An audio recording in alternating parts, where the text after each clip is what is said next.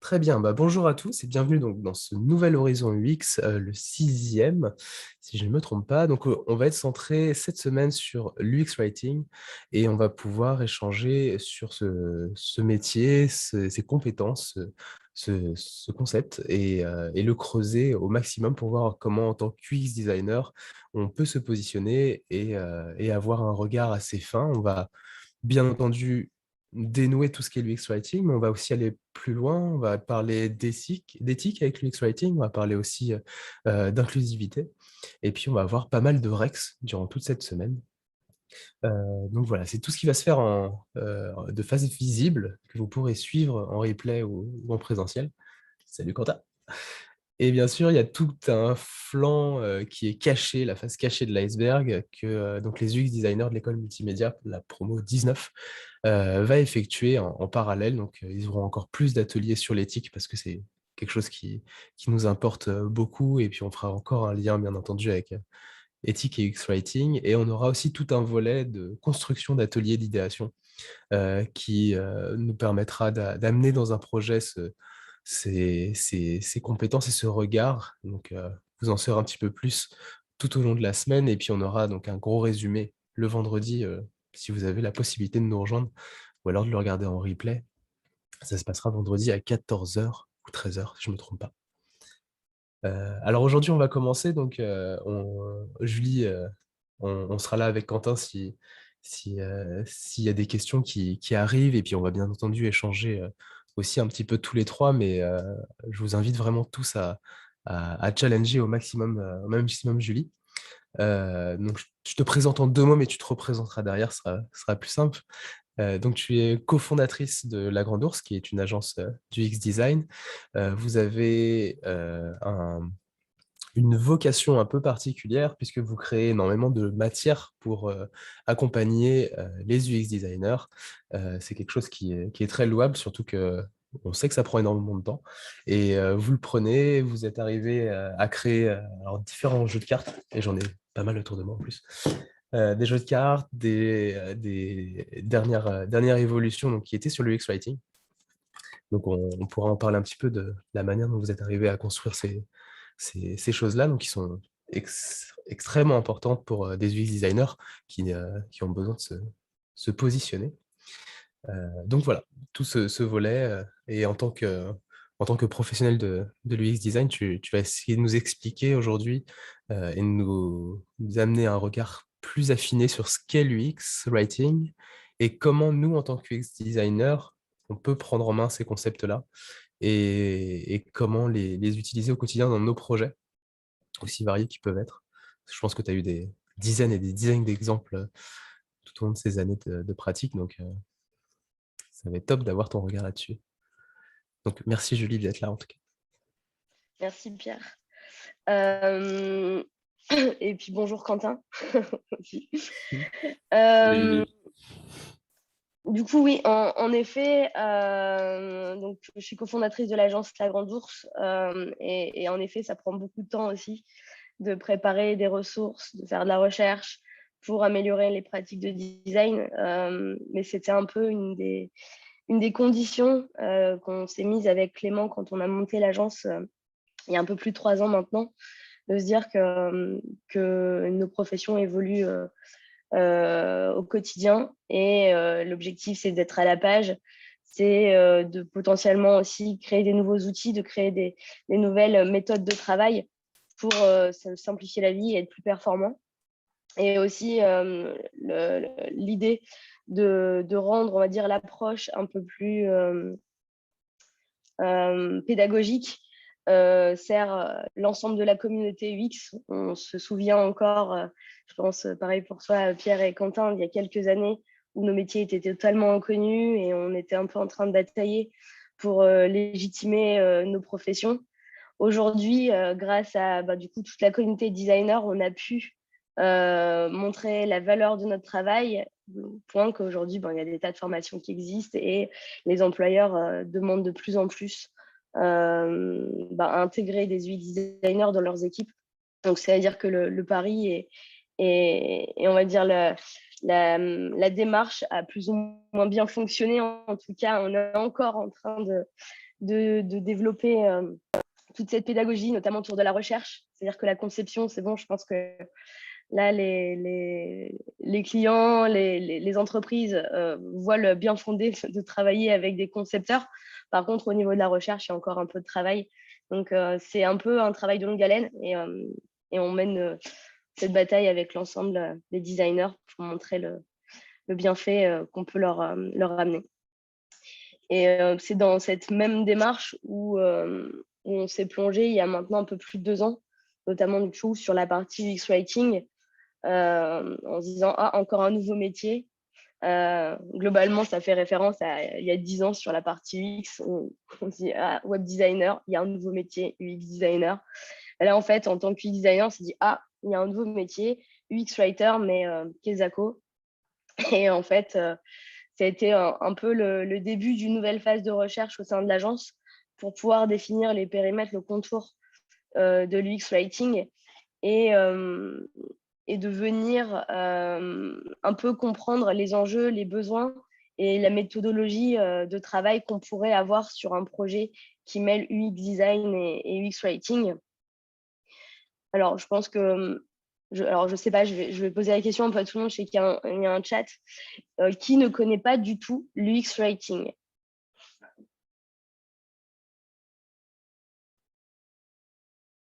Bon, s'il n'y a pas de réponse, je pense que tout le monde a déjà au moins entendu parler du UX Writing, ce qui est déjà une très bonne chose.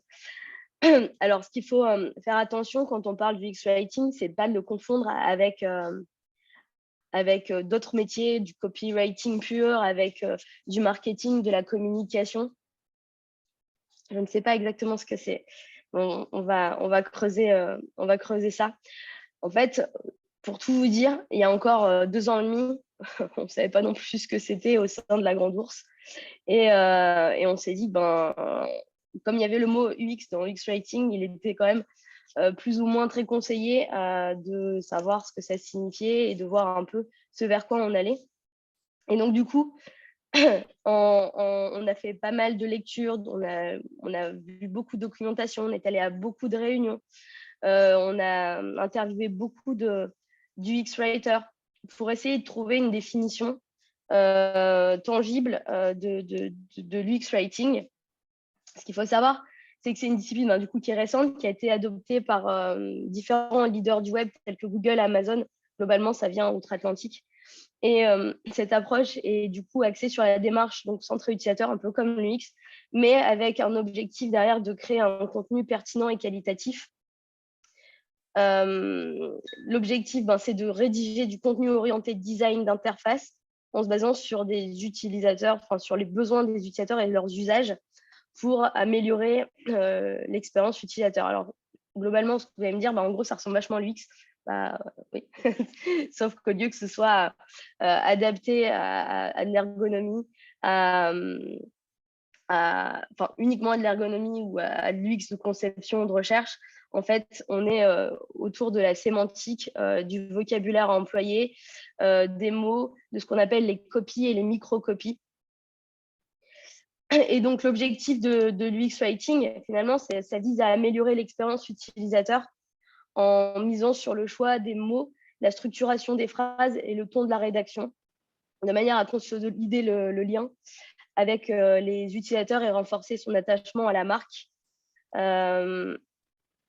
Alors, par exemple, je vais faire un petit parallèle entre les méthodologies du X et du X-Writing.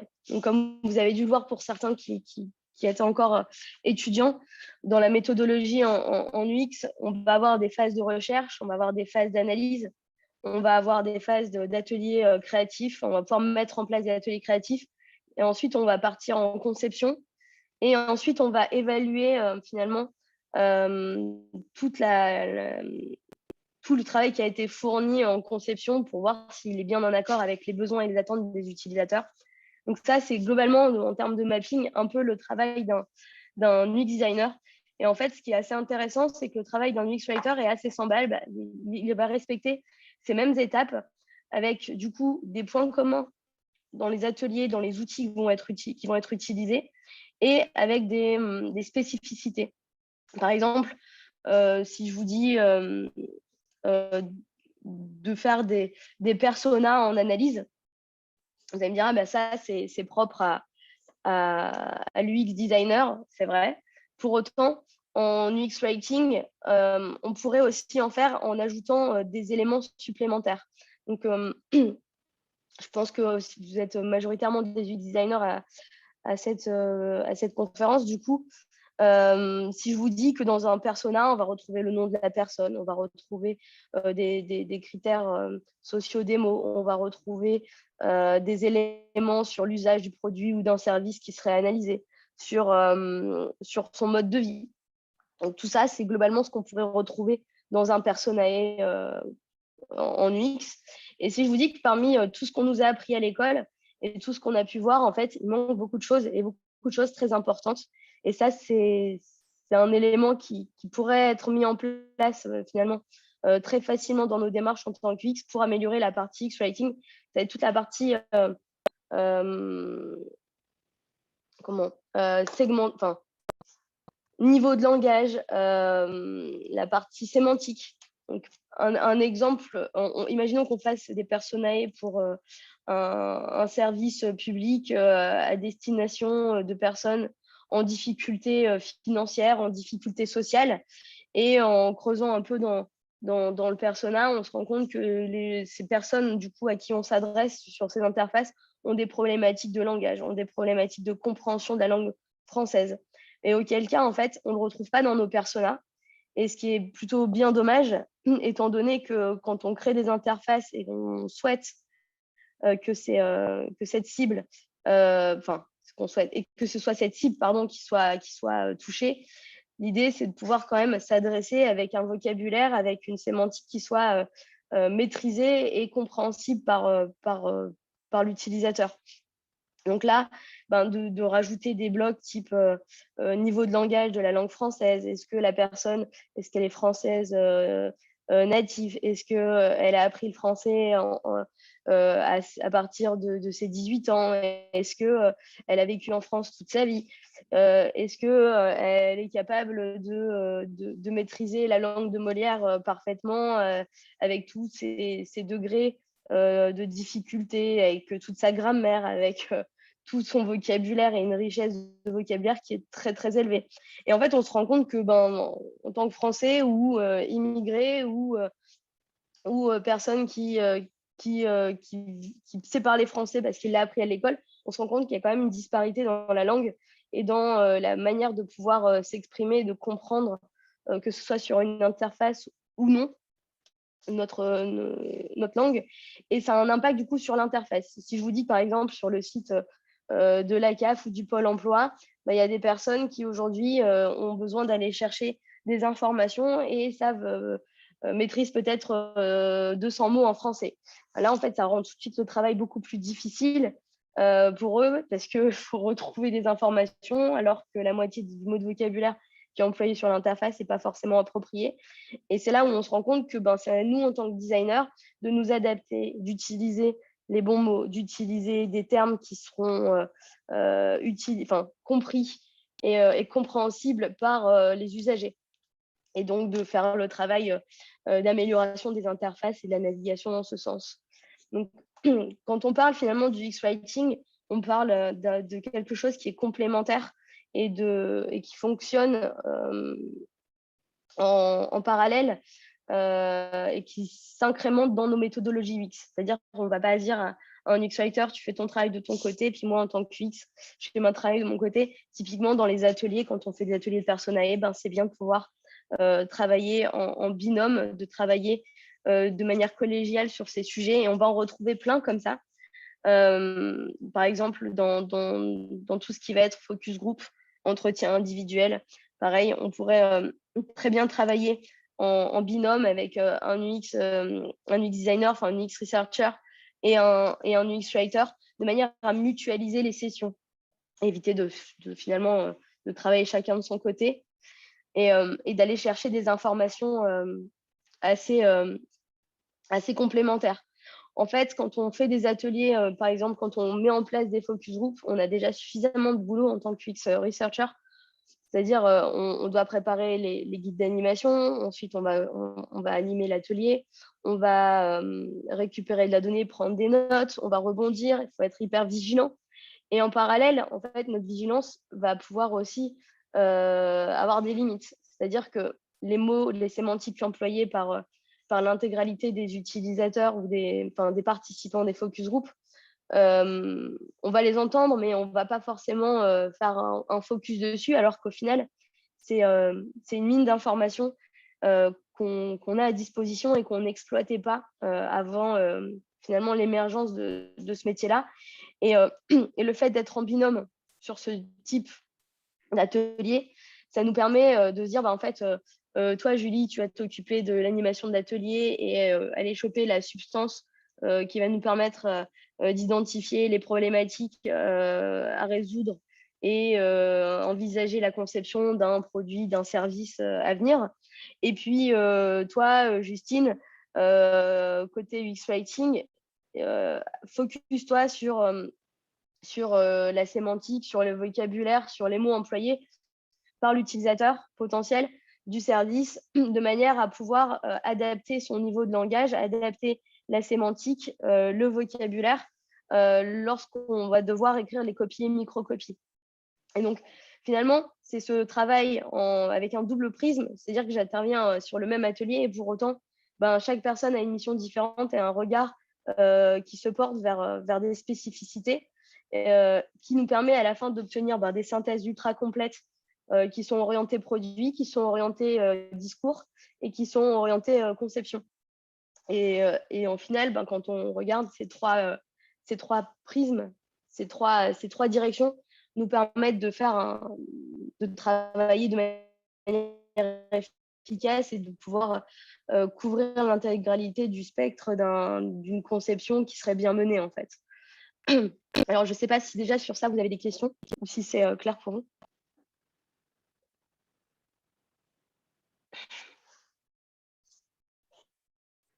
N'hésitez pas à lever la main si vous voulez poser une question. Vous avez la possibilité dans les réactions de Zoom.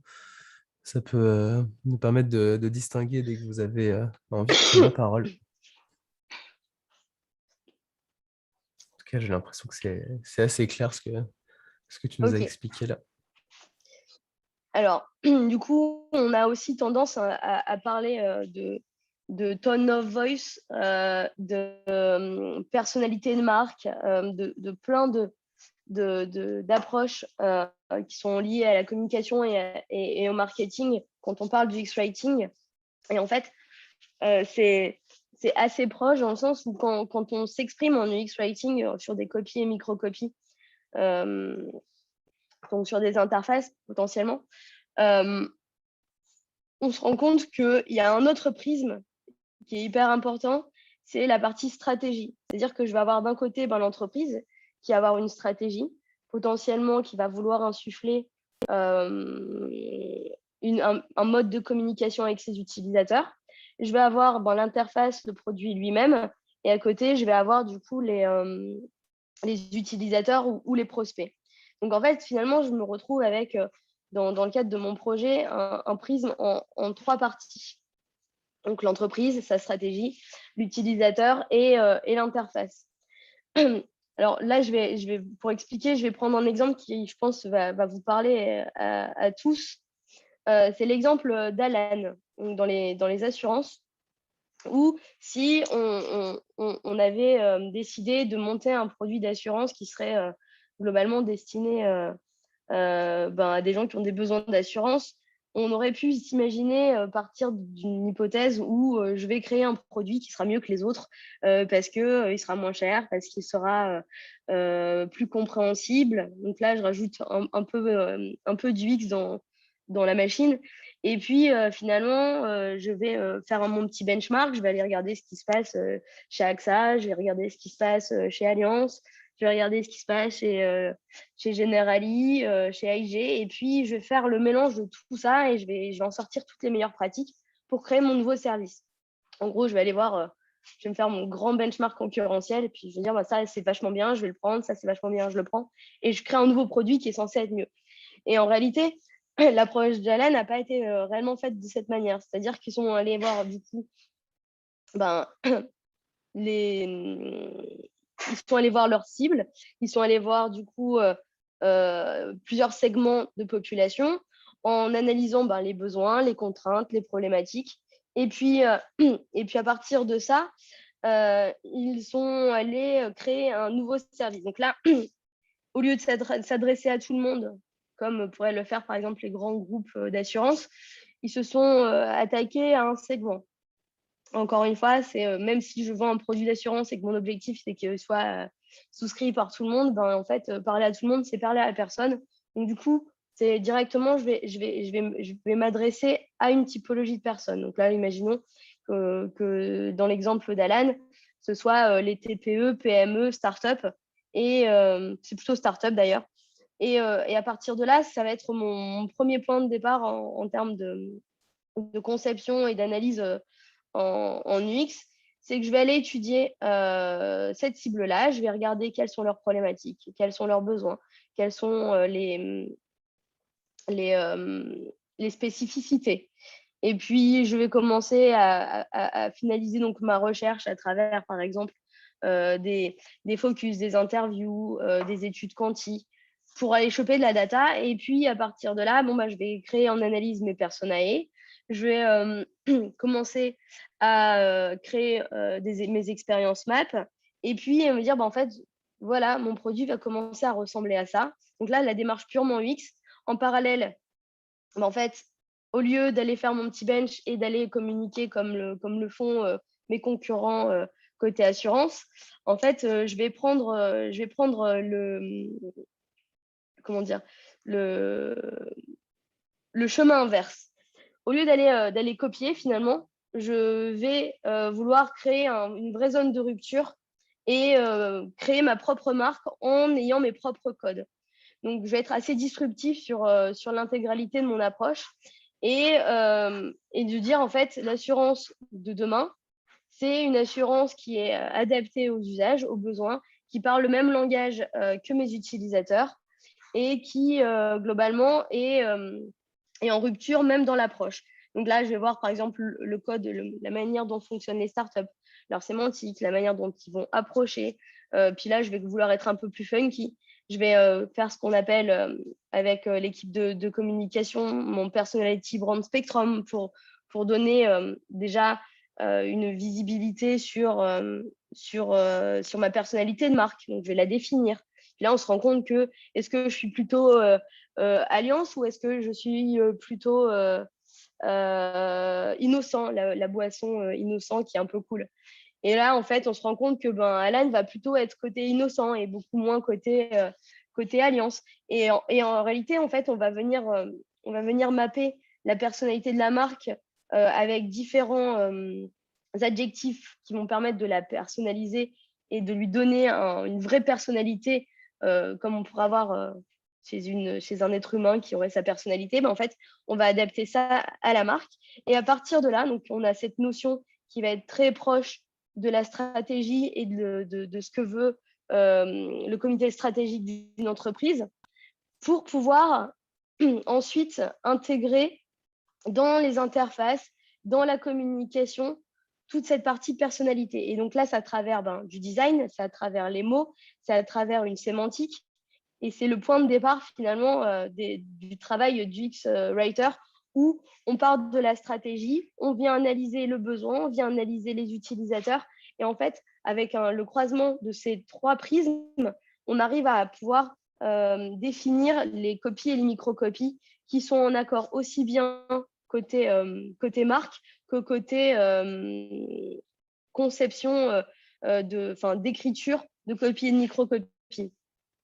Donc ça, c'est un prisme qui est hyper intéressant et important à garder en tête, c'est qu'on pourrait très vite partir dans l'erreur de se dire, en fait, je vais écrire mes copies et microcopies en fonction des besoins et des usages uniquement, sans prendre en considération la stratégie de la marque, sa personnalité, ce qu'elle souhaite refléter, ce qu'elle souhaite donner comme information et comme mouvement identitaire, et de passer complètement à côté.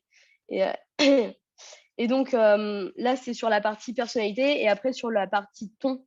de marque, pareil, c'est un outil qu'on utilise en communication et qui sert également sur la partie UX Rating parce qu'en fait, comme une marque, c'est finalement comme un individu. Un individu a une personnalité, va avoir différentes manières de s'exprimer, différents tons, et en fonction de ce à quoi il va être confronté, il va devoir s'adapter.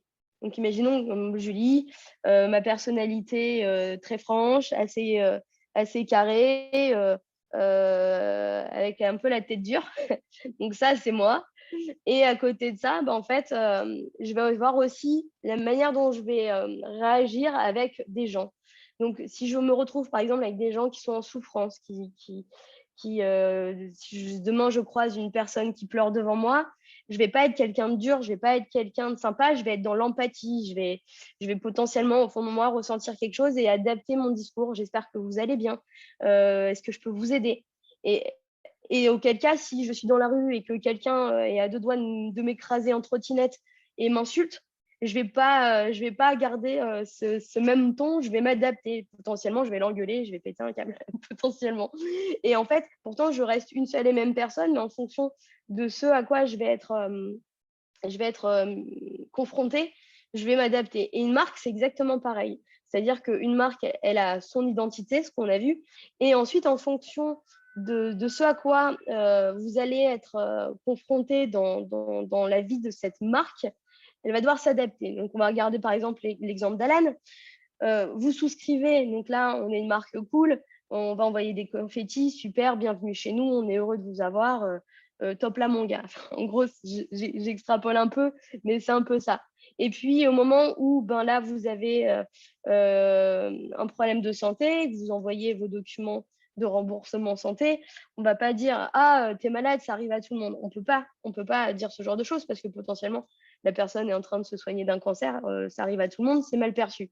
Et donc de se dire en fait, même si j'ai un ton de voix et une personnalité qui est un peu cool, mais en fait il va falloir quand même que je mesure mes propos de manière à ne pas créer d'écart et de se dire dans certains cas de figure, donc si je reprends par exemple l'exemple de l'expérience MAP où je vais en avoir plusieurs, donc le cas où je suis malade, que j'ai besoin de me faire rembourser mes frais de santé, j'interviens dans un parcours utilisateur où là, je vais avoir du vocabulaire, je vais avoir des mots, je vais avoir une manière, un ton de voix qui va être adapté de manière à éviter les fausses notes. Donc, ça serait nous avons bien pris en charge votre demande de remboursement, ne vous inquiétez pas, elle sera traitée sous 24 heures. Et là, on ne met pas de fioriture, on ne met pas de blagounettes, on ne met pas de choses trop stigmatisantes. Et l'idée, c'est vraiment se dire qu'une marque, du coup, va communiquer avec sa personnalité de différentes manières en fonction des différents canaux et de ce à quoi elle va être attachée pour pouvoir créer une expérience qui soit en adéquation avec le moment de vie et au moment de vie de l'utilisateur dans le parcours utilisateur et de ne pas être complètement décorrélé et à côté de la plaque en fait. Typiquement, là on avait l'exemple avec la santé, on pourrait retrouver ça sur tout type de service à partir du moment où on va pouvoir briefer les équipes de SAV à différentes manières de répondre. Vous l'avez déjà dû le voir, par exemple, avec Apple ou Amazon, la manière dont ils s'expriment dans un parcours, dans un flow utilisateur où j'achète sur l'interface ou en boutique. Et puis, le jour où j'ai besoin du SAV, finalement, tout est orthonormé. C'est nous sommes désolés que vous ayez ceci. Alors, première étape, c'est on s'excuse. Deuxième étape, on va tout faire pour. Troisième étape, ne vous inquiétez pas, on rassure. Quatrième étape, on va s'occuper de vous et régler ça dans les plus brefs délais. Sixième étape, tenez un appareil tout neuf et encore désolé, ça nous arrive très rarement. Et en fait, tout ça, c'est orthonormé et de manière à pouvoir maîtriser l'expérience, éviter que l'utilisateur, quand il consomme au sein de la marque, soit en stress en se disant que si un jour il y a un souci, le service qui serait fourni par la marque ne serait pas à la hauteur des espérances. Et donc, en fait, l'expérience se voit vraiment de bout en bout. Et finalement, qu'on soit sur une interface ou qu'on soit directement en boutique avec des salariés qui représentent la marque, le travail reste le même dans le sens où l'expérience va de bout en bout et peu importe s'il y a une rupture entre l'interface ou la boutique, il faut qu'il y ait toujours ce lien qui se fasse entre les différents canaux. Et l'UX Writing, finalement, ça va être rédiger potentiellement du coup, les contenus qu'on va retrouver sur des emails qui seraient donc du coup fonctionnels, sur des parcours, sur les boutons, sur les bulles d'aide, sur les messages, sur les libellés, sur les champs d'erreur, sur finalement tout ce qui va être en contact avec l'utilisateur dans le but de favoriser l'expérience. Et donc, ça pourrait aussi, du coup, tout à fait rayonner vers l'expérience en physique si on prend, par exemple, un système qui vendrait en ligne avec un suivi en boutique ou un système de SAV, par exemple, dans les télécoms. Et donc, en fait, c'est des métiers tout comme l'UX où on travaille avec la UI, on travaille avec le marketing, on travaille avec les développeurs, la partie UX Writing, finalement, elle vient s'intégrer à ces métiers et s'intègre aussi avec la communication, avec le marketing, avec la stratégie, avec la partie brand. Et finalement, pour créer une expérience au total qui soit en adéquation et qui soit complète, c'est de venir finalement se dire que chacune de ces spécialités, en travaillant main dans la main, permettent de créer tout un écosystème où le besoin et l'usage d'un utilisateur seraient au centre. D'où un peu la réflexion qu'on a eue à l'époque avec mon associé quand on a entendu parler du X-Writing. On s'est dit, mais c'est quoi ce métier? Et pour autant, s'il y a UX dedans, c'est qu'il y a quand même quelque chose à aller creuser. Et où se situe l'UX dans la rédaction de contenu? Et en fait, la réponse était assez évidente. Et pour autant, on ne nous en avait jamais parlé à l'époque, que ce soit en cours quand moi j'étais étudiante. On n'a jamais entendu parler du X-Writing. Et pour autant, en fait, on en faisait, je pense, de manière peut-être beaucoup moins professionnelle, beaucoup moins précise. Mais c'est quelque chose qui, malgré tout, a, je pense, toujours existé sous d'autres formes. Est-ce que vous avez des questions par rapport à cette partie-là?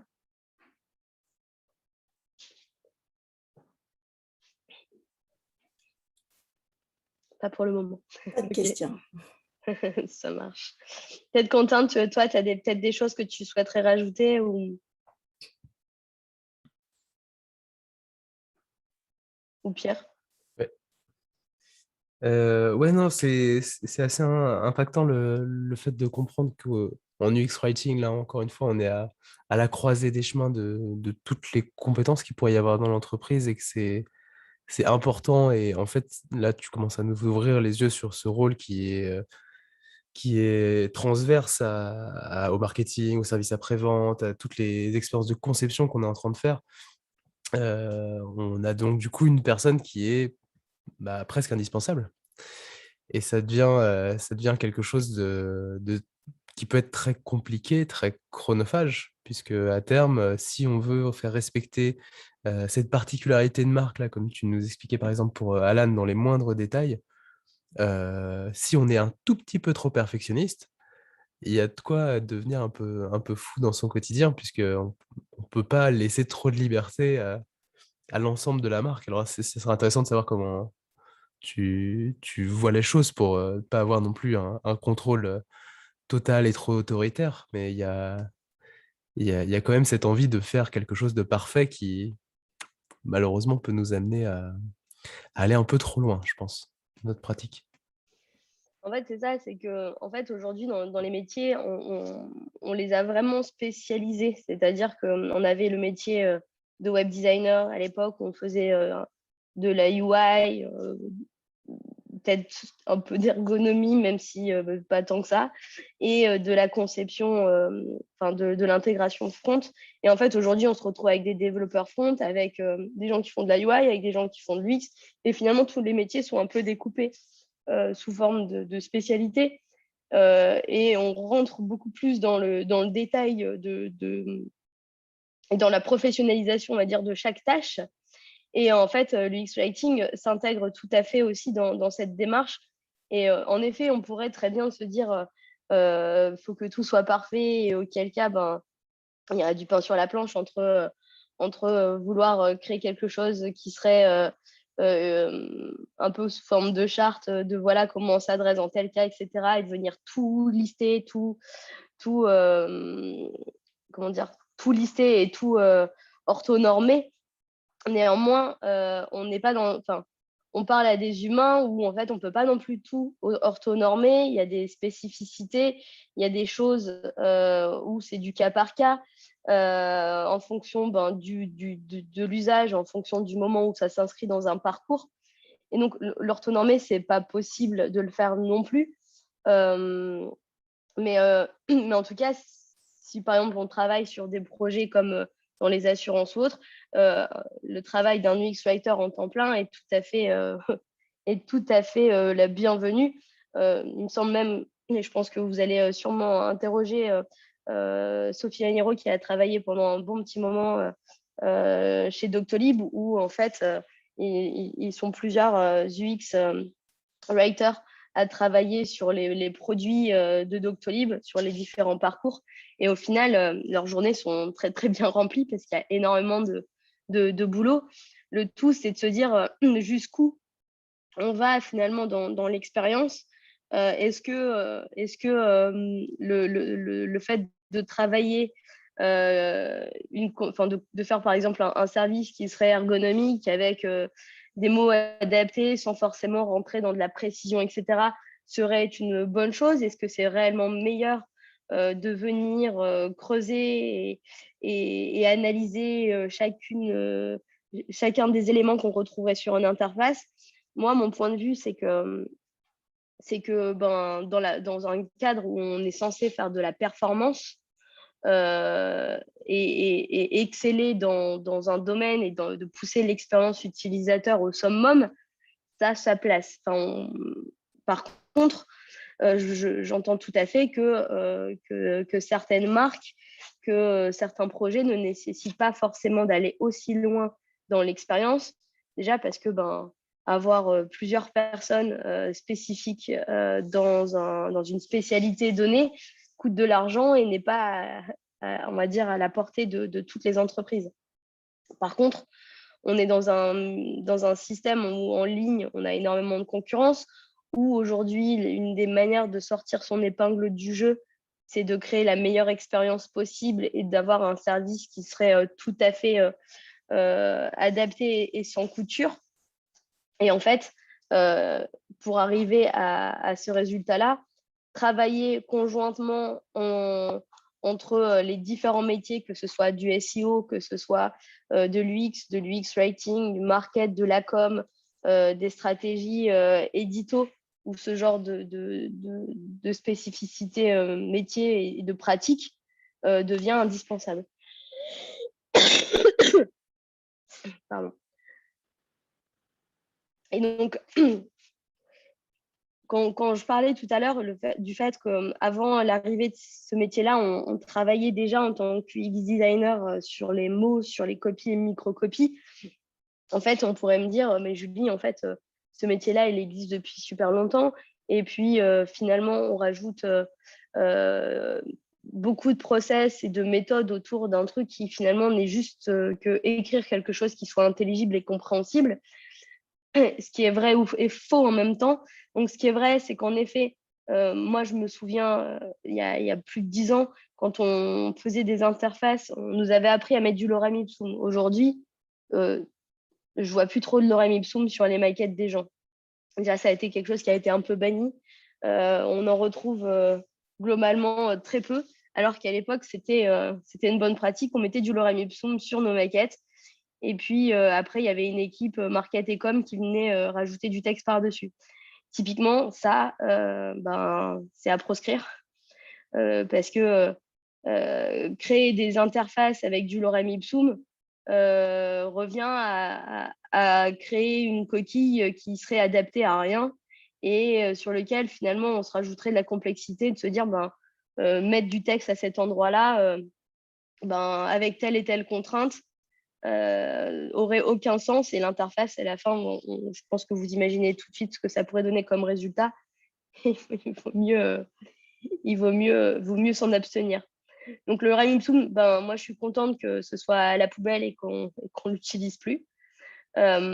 Après, sur tout ce qui va être contenu sur les maquettes, je me vois pas non plus mettre sur un bouton en bas à droite un bouton qui s'appellera précédent. Souvent, c'est poursuivre, suivant, valider, etc. On va me dire, Julie, ça a un non-sens d'enfoncer des portes ouvertes. On se doute bien qu'on va écrire certains mots à certains endroits plus que d'autres. Alors ça, c'est la version porte ouverte. Par contre, il y a des phrases, il y a du texte qui nous permettent de naviguer convenablement, de comprendre un système, un service, qui nécessite beaucoup plus de réflexion. Par exemple, un exemple d'il y a quelques années où c'était pour une société d'assurance, où on avait voulu simplifier l'accès à la compréhension des garanties pour une assurance automobile. Et en fait, notre objectif a été un peu, comme l'a fait un peu Alan, de démocratiser et de trouver des mots qui seraient plus proches des utilisateurs et compréhensibles, de manière à ce que les gens comprennent leur contrat. Et à un moment donné, on s'est dit, la franchise, qui connaît le mot franchise, qui est capable de me le définir? Et en fait, on est passé un peu dans les bureaux, on est allé poser des questions autour de nous, et puis en fait, on s'est rendu compte que la franchise, les gens savent globalement ce que c'est, sans forcément être rentrés dans les détails. Et d'autres personnes ne savent pas du tout. Par exemple, ici, qui saurait me définir avec exactitude ce que c'est qu'une franchise en assurance?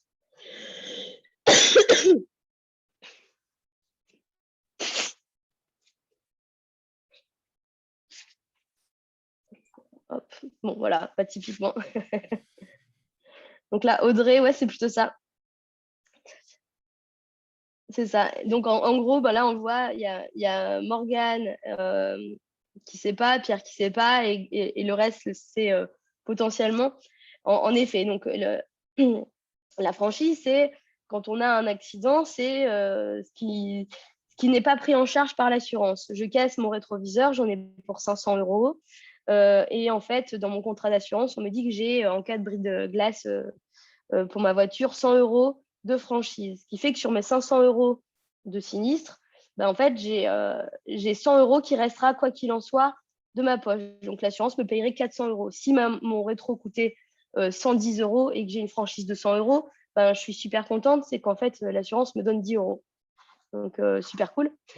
Et globalement, en fait, les franchises, on s'est dit, il y a des gens qui ont déjà été confrontés à des problématiques avec leur assurance et des sinistres qui ont fait que le terme franchise, quand c'est ce qui reste à payer, souvent ça rentre bien dans la tête parce que quand on doit sortir de l'argent de sa poche, on s'en souvient.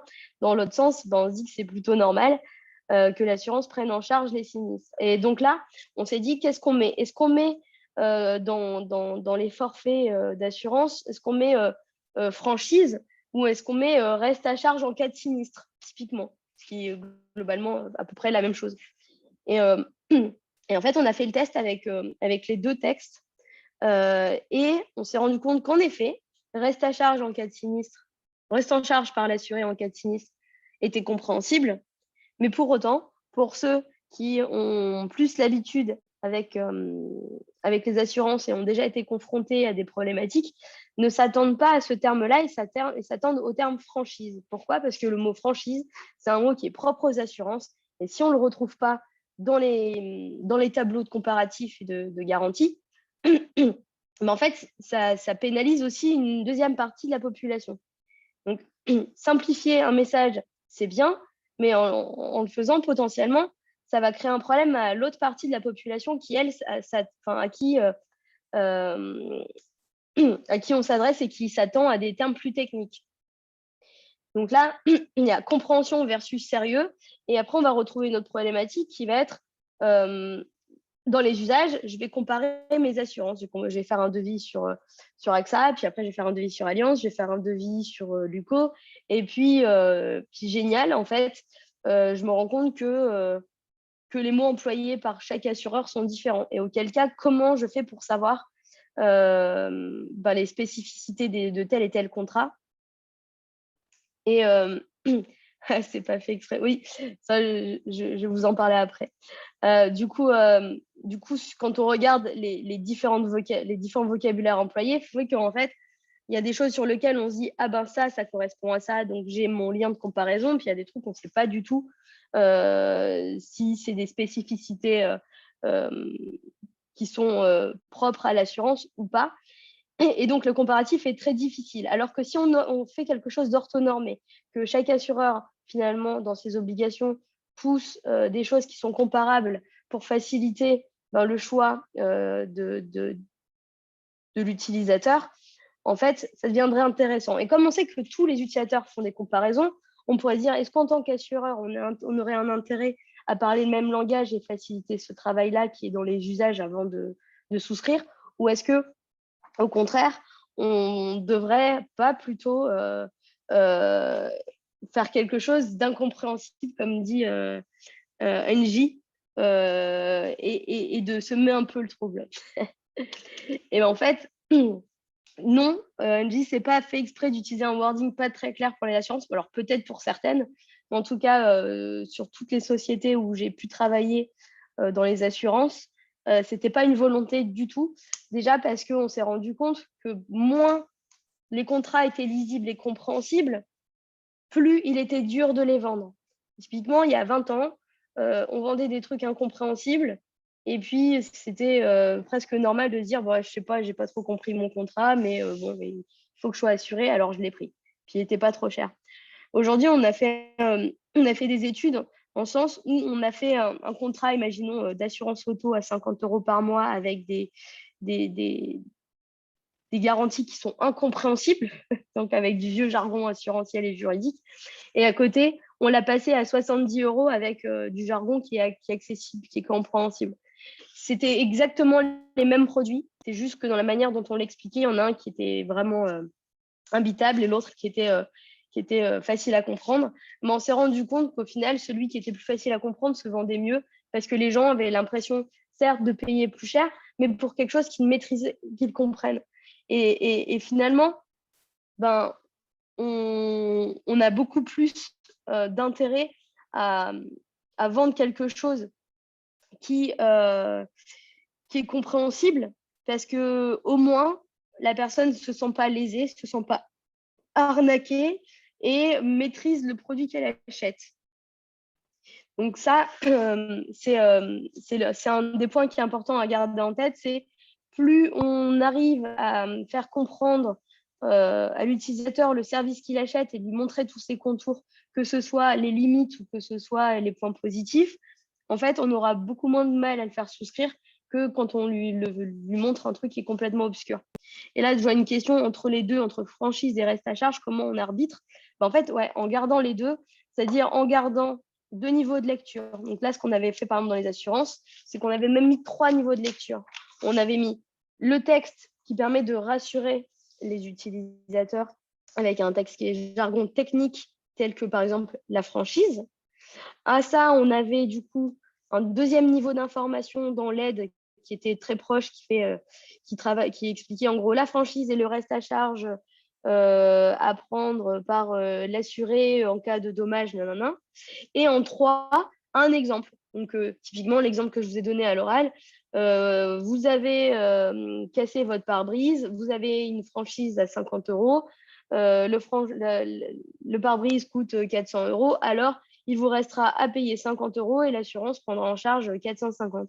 Et en fait, ces 3 niveaux de lecture permettent d'une part de gagner sur tous les points, d'expliquer avec le jargon technique pour les gens qui ont l'habitude et qui n'auront pas du coup une mauvaise image trop ludique de l'assurance.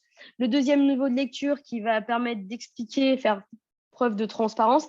Et le troisième niveau de lecture qui sera, lui, l'exemple concret, ce qui fait que la personne, en lisant ces 3 niveaux, elle sait exactement à la fin si on fait ça pour chacune des garanties, elle sait exactement ce à quoi elle a le droit, quelles sont les limites du contrat, et au moment de souscrire, de se dire, en fait, je souscris en ligne un truc que je maîtrise. Et ça, c'était par exemple dans le but d'augmenter la souscription en ligne. Parce qu'en fait, quand on va en magasin ou quand on va dans une agence, on peut poser des questions globalement au courtier ou à l'assureur. Mais en ligne, en fait, le taux d'abandon dans des parcours était assez élevé parce que c'est quelque chose qui est assez sensible. C'est un panier moyen, globalement, sur une assurance auto à 450 €. Non, plus, j'ai une grosse bêtise. Ça va de 250 € par mois pour des jeunes conducteurs à, je crois, le plus bas, c'est à 500 € pour des véhicules où on roule très peu, genre frais kilométriques. Donc, en fait, on est sur quand même des abonnements qui sont en termes de coûts assez élevés, assez onéreux. Et l'acte de sortir la carte bleue et de prendre un axe est beaucoup plus complexe. Et là, je vois une question: si une entreprise française décide d'élargir leurs produits au public anglophone, faut-il engager un traducteur ou un UX-writer? Ouais, bah ça, c'est une super bonne question. On a été confronté à différents sujets au sein de l'agence du UX-writing avec un contexte, on va dire, multiculturel, d'un site, par exemple, e-commerce qui aurait une version française, une version espagnole, une version italienne, une version allemande, anglaise, donc vraiment plusieurs langues. Et tout ce qui va être tone of voice avait été défini, le personality brand spectrum, pareil. Et là, en fait, sur la version française, du coup, on a rédigé en fonction de toutes ces guides, ces guidelines qui avaient été faites en amont, les textes. Et sur la version étrangère, en fait, on avait deux options. Soit à l'ancienne, avec des clés de traduction, Google Trad, comme on retrouve sur plein de sites. Mais ça, c'est une grosse catastrophe. Ça marche bien sur des petits sites où on n'a pas trop le choix et pas trop les moyens. Et on fait du copier-coller. Mais globalement, on se retrouve avec des sites à la fin qui sont un peu bizarroïdes, où en tout cas, on sait que ce n'est pas quelqu'un de natif qui a écrit les textes. Et ou soit avec un traducteur. Et le problème, si on pense à un traducteur, c'est de se dire que je vais prendre quelqu'un qui va être, imaginons pour un site en anglais, qui va être bilingue. Donc, un traducteur qui habite à Paris et qui serait bilingue et qui pourrait traduire tous les contenus. Donc, potentiellement, il arriverait à faire ce travail-là. Le problème, c'est qu'il y a des limites parce qu'il y a la notion de culture derrière qui est hyper importante. C'est être capable de parler plusieurs langues, c'est bien, mais la culture, elle ne s'apprend pas à l'école, elle ne s'apprend pas facilement. Par exemple, alors, on va faire un petit jeu. Si je vous dis, parmi tous ceux qui m'écoutent actuellement, tu as poussé le bouchon un peu trop loin, Maurice. Qui peut me dire qui n'a jamais entendu ça ou ne sait pas du tout de quelle référence je fais? Qui n'a jamais entendu ça ou alors qui a peut-être entendu mais qui ne connaît pas la référence? Tu as poussé le bouchon un peu trop loin, Maurice. Alors, ceux qui ne connaissent pas la référence, qui ne l'ont jamais entendue, alors, il y a deux options. Alors, soit vous n'êtes pas de ma génération, ou en tout cas, vous avez, on dirait, peut-être moins de 30 ans. Vous avez peut-être moins de 30 ans. Ou soit, ça me fait rire de voir vos commentaires. Ou soit, vous n'avez pas vécu en France, ou soit, vous n'avez pas vécu en France. Vous n'avez pas vécu en France pendant les premières années de votre vie. Ou soit vous êtes trop jeune.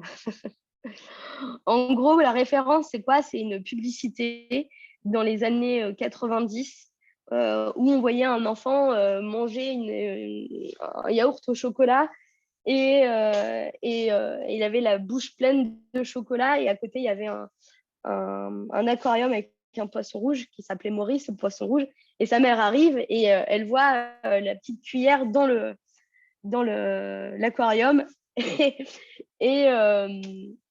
et le gamin, pour montrer à sa mère que c'est pas lui qui s'était enfilé tous les trucs au chocolat, il a engueulé son poisson rouge en disant: tu as poussé le bouchon un peu trop loin, Maurice, avec sa bouche pleine de chocolat. Alors, c'est une pub qu'on pourrait retrouver sur YouTube, mais qui a surtout eu comme impact de faire rire beaucoup, beaucoup, beaucoup les Français et d'être culte. C'est aujourd'hui que c'est une pub qui est culte et qui fait sourire encore les gens 25 ans après.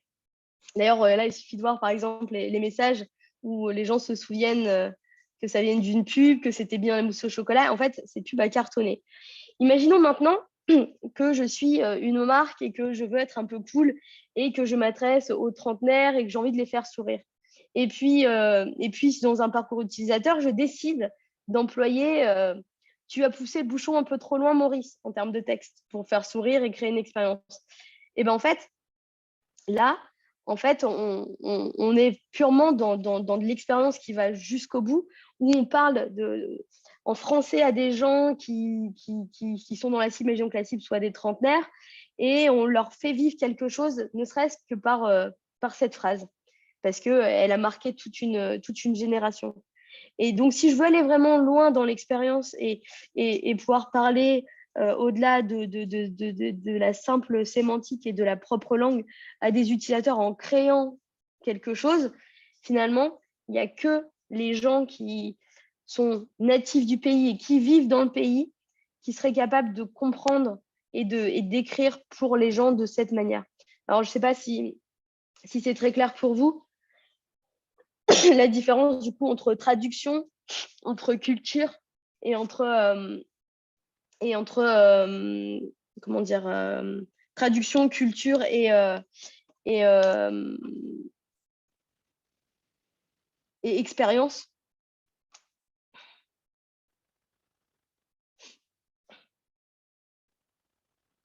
Et donc du coup, ce qui est assez chouette, c'est de se dire qu'au final, quand on doit rédiger dans un contexte multiculturel à l'international de différents types de copies et microcopies, c'est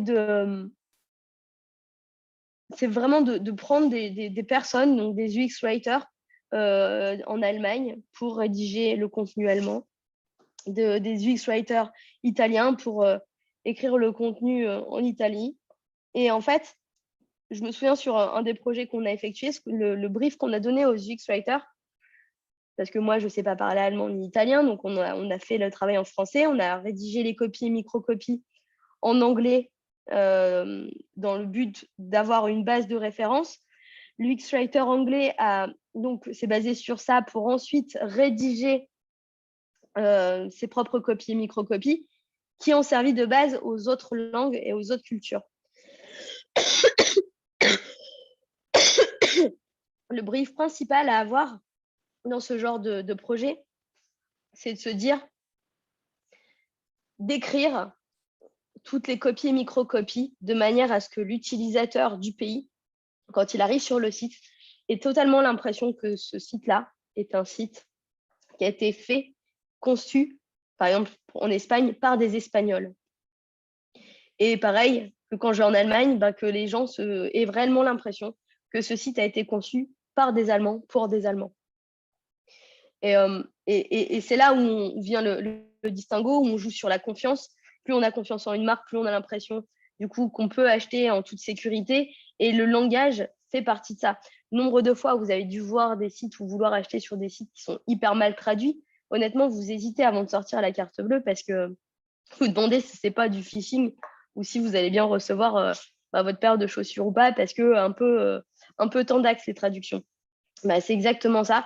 L'idée, c'est vraiment de se dire qu'il faut que pour que l'expérience soit top, qu'on puisse convertir mieux, d'avoir quelque chose qui soit adapté, sur lequel l'utilisateur n'a aucun doute et aucune crainte. Du coup, reporte au jargon par département, c'est la même chose. Il faut bien s'imprégner des habitudes du département. Alors, pourquoi autant d'anglophones ? Alors, sur la partie département, je n'ai pas trop compris la question, mais je pense que si on veut écrire un site pour les ch'tis, potentiellement rajouter du ch'ti, ça peut être pas mal. Je ne sais pas dans quel sens lire et comprendre la question. Et pourquoi autant d'anglophones en UX Writing dans les entreprises françaises ? Peut-être pour diviser les coûts par deux, je ne sais pas. Je sais pas. En tout cas, en termes de performance, je pourrais très bien habiter en Angleterre, parler très bien anglais et pour autant être française et d'être depuis 10 ans en Angleterre et du coup avoir raté un peu une partie de la culture française parce que ça fait longtemps que j'y suis plus. Donc, si je veux être vraiment ultra, ultra pointilleuse et, et vraiment être dans le détail d'une performance hyper élevée, je recommanderais pas ce choix-là. Néanmoins, ça s'entend aussi d'avoir des anglophones en UX Writing dans les entreprises françaises parce que c'est peut-être plus simple de bosser sur place avec la partie UX Writing anglaise, française dans la même équipe conjointement. Mais si on joue réellement le rôle du puriste qui souhaite faire quelque chose de très spécifique, c'est mieux d'aller dans l'autre sens. Typiquement, moi, l'exemple, c'était sur un vocabulaire avec des jeux de mots, avec des blagues où la culture était très présente. Peut-être que sur du contenu qui serait beaucoup plus institutionnel, on aurait peut-être un petit peu moins besoin de cette partie adaptation culturelle et d'être beaucoup plus sur de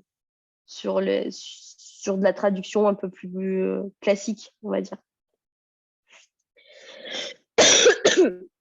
Donc, en gros, la différence qu'on pourrait retrouver sur la partie recherche entre l'UX Writing et UX, c'est de venir incorporer dans la partie recherche tout le spectre business de l'entreprise, la stratégie, en plus du spectre utilisateur et besoin.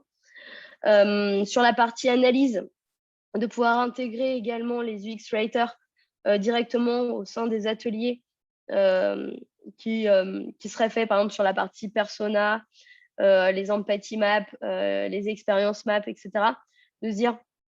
De pouvoir rajouter tout un prisme du UX writing au sein des ateliers qu'on a l'habitude déjà de monter en tant que UX designer et de venir l'agrémenter avec des ateliers supplémentaires qui seraient propres au métier. Sur la partie atelier créatif, quand on a fait les cartes des activités du X-Writing, on s'est posé pas mal de questions. Il en existait déjà type le tricart qu'on utilise en UX est forcément un outil essentiel sur la partie UX Writing.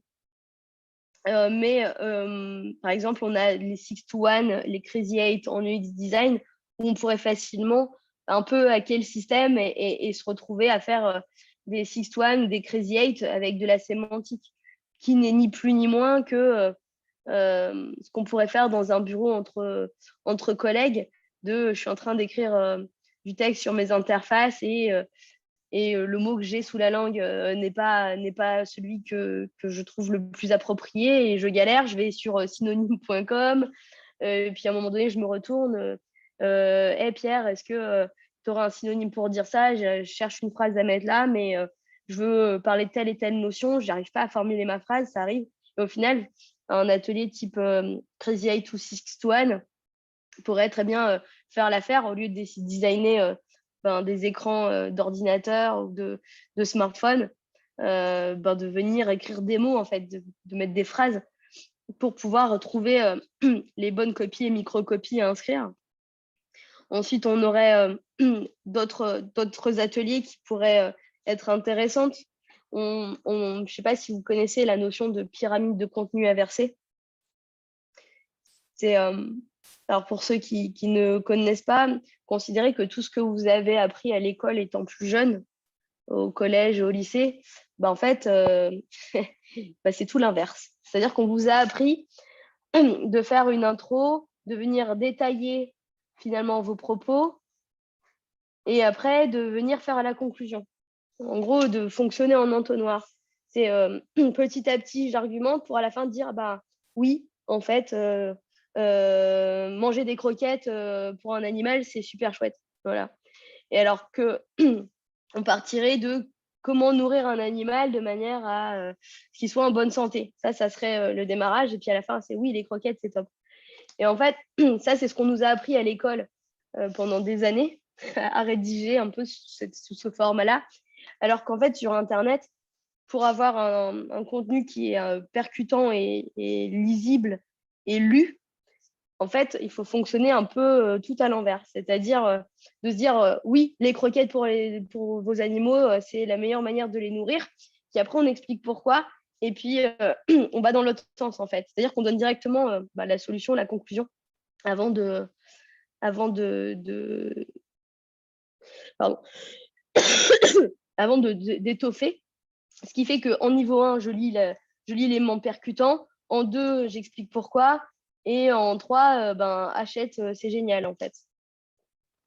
Et donc, du coup, le modèle, on va dire, de pyramide inversée est hyper intéressant et fait impact à un atelier créatif qui s'appelle le Shortcut Workshop, qui vise à se dire, ben voilà, j'ai un texte à mettre, par exemple, dans la home page qui a 5 phrases. Le problème, c'est que 5 phrases, les gens ne vont pas le lire en 4 phrases.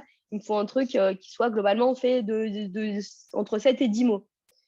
Et auquel cas, en fait, on vient faire un atelier où on vient réécrire et cutter pour être hyper concis, hyper bref et avoir des phrases percutantes, type un devis en moins de 10 minutes, un devis auto en moins de 10 minutes. Voilà. Et peut-être que le sujet de base, c'était obtenez rapidement un devis pour votre voiture et que vous soyez super bien assuré, et ne perdez plus aucun temps. Et là, en fait, l'objectif, c'est de réduire tout ça. Et ces ateliers-là, par exemple, permettent de trouver des termes qui seraient beaucoup plus adaptés et lisibles sur Internet. Sachant que, alors je ne sais pas si vous le savez, mais sur une interface web, globalement, il n'y a que 20% du contenu qui est réellement lu. Donc, ça ne sert à rien d'en mettre des tartines, de mettre des paragraphes, de rajouter du contenu en se disant les gens vont lire parce que je leur ai écrit sur la page. C'est faux. Le nombre de fois où en projet, ce qui me faisait un peu rigoler, c'est le client qui me dit non, mais je comprends pas, les gens le font pas bien, alors que je l'ai écrit, regardez, c'est écrit ici, puis je l'ai réécrit là, puis je l'ai réécrit là. Et en fait, c'est écrit partout, mais dans des pavés qui sont comme ça, que personne n'a envie de lire. Et on a l'impression d'ouvrir le petit Robert et qu'on nous demande de faire un effort surhumain pour lire la petite phrase où c'est indiqué, où est indiqué finalement la démarche. En fait, les gens ne le lisent pas. Donc, à quoi ça sert de vouloir écrire tout si on sait que les gens lisent 20%? Allons à l'essentiel et finalement, guidons l'utilisateur étape par étape plutôt que de lui donner un énorme pavé, une notice à lire au démarrage. Alors, il y avait des questions. Ouais, je remonte un tout petit peu sur les questions qui ont été posées. Il y avait, là, on avait Lisa là, qui demandait juste une petite définition un peu plus fouillée du terme microcopie. C'est vrai que tu l'as beaucoup utilisé. Nathalie nous disait c'est tous les petits textes, les intitulés, les boutons, les menus. Tu es raccord par Oui, rapport à ça? ouais, c'est les microcopies, c'est tout ce qu'on va retrouver dans les boutons, dans les libellés. Enfin, vraiment, des fois, c'est constitué un mot ou deux mots. Alors que, alors que les copies, c'est ce qu'on va par exemple retrouver dans les bulles d'aide, où on va expliquer un peu plus, dans les sous-libellés, où on va donner plus de détails. Il ne faut pas mélanger les copies et microcopies avec, par exemple, ce qu'on va retrouver dans un blog sur un site internet, par exemple, où on va avoir du contenu qui ne sont pas dans le périmètre des champs de compétences et des travaux que doivent réaliser un UX Writer.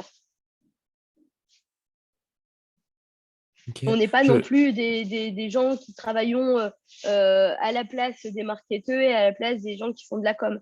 C'est-à-dire que le travail d'un UX Writer entre guillemets, se limite, et il y a déjà beaucoup de travail, à tout ce qui va être en lien entre l'usage, le besoin de l'utilisateur dans la compréhension du parcours et dans l'utilisation du système. Ouais, c'est très clair. Et je reviens un petit peu sur une question qui avait été un peu passée, qui était passée sous les radars. Je crois que c'était Lisa aussi, ouais, tu voulais savoir quel était le background des UX writers. Est-ce qu'ils sortaient plutôt des cursus de langage? Est-ce qu'ils venaient plutôt du domaine du produit? C'est vrai on est un peu comme les UX designers sur un métier qui a changé de détermination il y a pas mal de temps maintenant, ça s'appelle le UX writer. Selon toi, d'après les gens que tu as interviewés, on est plutôt Sur quelle représentation? Alors, il y a vraiment un peu de tout. Il va y avoir des gens qui viennent de l'UX, il y a des gens qui viennent, qui étaient copywriters, il y a des gens qui viennent du SEO, il y a des gens qui viennent de la com ou du marketing. Il y a vraiment pas mal de backgrounds différents. Il y a des gens qui viennent aussi de profils très littéraires, qui ont fait de la philo, qui ont fait des études en littérature. Vraiment très, très varié. Pour moi, alors ça, c'est vraiment un parti pris que je prends, mon point de vue très personnel sur la question. Un UX writer devrait avant tout être un UX researcher, c'est-à-dire de connaître quand même les méthodologies et les bases de design pour pouvoir effectuer son travail. Donc, ça devrait être un designer qui, au lieu de partir dans la phase de conception d'interface, passe dans la partie rédaction. Ça, c'est vraiment mon point de vue. Je pense que pour écrire des copies et microcopies, on n'a pas besoin d'avoir un bac plus 5 en langue française appliquée. On est quand même sur des contenus qui, globalement, vont être accessibles aux gens. On ne demande pas d'être un expert de la littérature française et d'écrire des pavés de texte et d'être hyper à l'aise avec ça. Moi, je ne suis pas une littéraire dans l'âme. Je suis plutôt tout l'inverse. Je suis plutôt une scientifique dans l'âme. Et en orthographe, je ne suis pas non plus la meilleure, la pro en orthographe. Néanmoins, écrire des copies et micro-copies, à part vraiment d'être très, très mauvais en orthographe, on s'en sort plutôt pas mal en se relisant, quoi.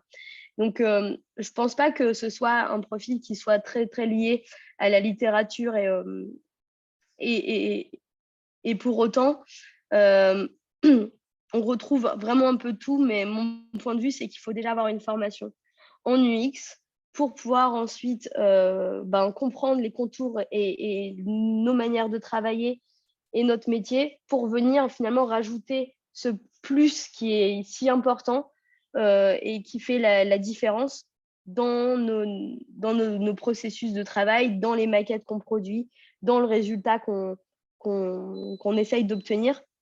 Et donc, pour moi, c'est un UX researcher avant tout. Sachant qu'en plus, quand on regarde, quand on a mis en place la méthodologie en UX Writing, ça nous a pris quand même 2 ans parce qu'on a lu des tas de documentation en France, à l'étranger. On a lu tout et son contraire. Quand on va sur Internet, en UX Writing, on a vraiment des informations et leur contraire. Et c'est très difficile de faire la part des choses. Donc, on s'est vraiment, vraiment pris la tête à essayer de démêler tout ça. C'était un vrai paquet de nœuds. Et on s'est dirigé notamment vers la littérature anglo-saxonne parce que c'était celle qui était le plus aboutie et celle où il y avait le plus d'informations concernant les méthodologies et des choses qui étaient beaucoup plus tangibles. Ce à quoi, en tant que plutôt scientifique, on était à la recherche. Et en fait, on s'est rendu compte que la base entre l'UX Research était vraiment un socle très, très fort et qu'il fallait vraiment s'atteler à ça. Par exemple, sur les techniques d'entretien individuel, que ce soit pour les stakeholders, que ce soit pour le support client, que ce soit pour les utilisateurs, un entretien pour qu'il soit bien mené, pour qu'il soit tangible, pour que le résultat soit de qualité, on va avoir toute la notion de biais cognitif, par exemple. Éviter de mettre des biais dans la manière dont on fait les entretiens, etc. Et typiquement, tout le monde n'est pas en capacité de faire des entretiens convenables parce que c'est un métier aussi, en fait, et qu'il faut arrêter de croire que les designers, notre rôle, c'est quand on fait des entretiens, quand on fait des tests utilisateurs, qu'on dit hey, « tiens, Michel, t'en penses quoi de mon interface? Elle est cool, non hein ?» Voilà, premier biais, on en a mis un bon gros. « Ah, t'y arrives pas? Mais si, regarde, c'est écrit en bas à droite, clique sur suivant. » Et en fait, si on fait ça, pour certains, ça va être un test utilisateur. Pour d'autres, c'est bon à être foutu à la poubelle. Typiquement, il y a des choses qu'on est censé savoir dans des techniques d'entretien, dans des techniques d'interview qui doivent être mis en place et qui font vraiment appel à une compétence technique, à un savoir-faire et il faut savoir le mettre en place. Et ça, on le retrouve dans l'UX Writing. Donc, ces techniques doivent être acquises. On doit savoir mener des ateliers. On doit être en capacité de faire de l'analyse. On est censé avoir une vision aussi 360 de l'écosystème, on va dire, technologique et des outils qui sont mis à disposition. Je pense par exemple, en disant ça, à tout ce qui va être Google Trend Research. On va me dire, mais ça, Julie, ça fait partie du travail de la partie SEO. C'est vrai. Mais pour autant, de la même manière qu'une paire de ciseaux peut servir à un coiffeur, mais peut servir à quelqu'un qui va faire de la cuisine. Un outil peut être utilisé dans différents cadres pour différents besoins. La personne qui va utiliser les outils de Google Trend Research dans le but d'optimiser le référencement, c'est un usage de cet outil-là. Un UX Writer va potentiellement utiliser cet outil-là plutôt pour voir un autre aspect qui est qu'est-ce que les gens tapent sur Google quand ils ont besoin d'une chose. On reprend l'exemple des croquettes pour chiens. Est-ce que je vais voir que les gens vont mettre croquettes, vont écrire bouffe, vont écrire miam miam, vont écrire, je vais vous dire plein de bêtises, mais plein de termes qui vont pouvoir désigner l'objet sur lequel je recherche de l'information ou que je souhaite acheter. Et auquel cas, si je vois que les croquettes, les gens disent tous croquettes ou alors pâté ou miam miam, si je vois que 95% des gens disent miam miam, même si moi en interne,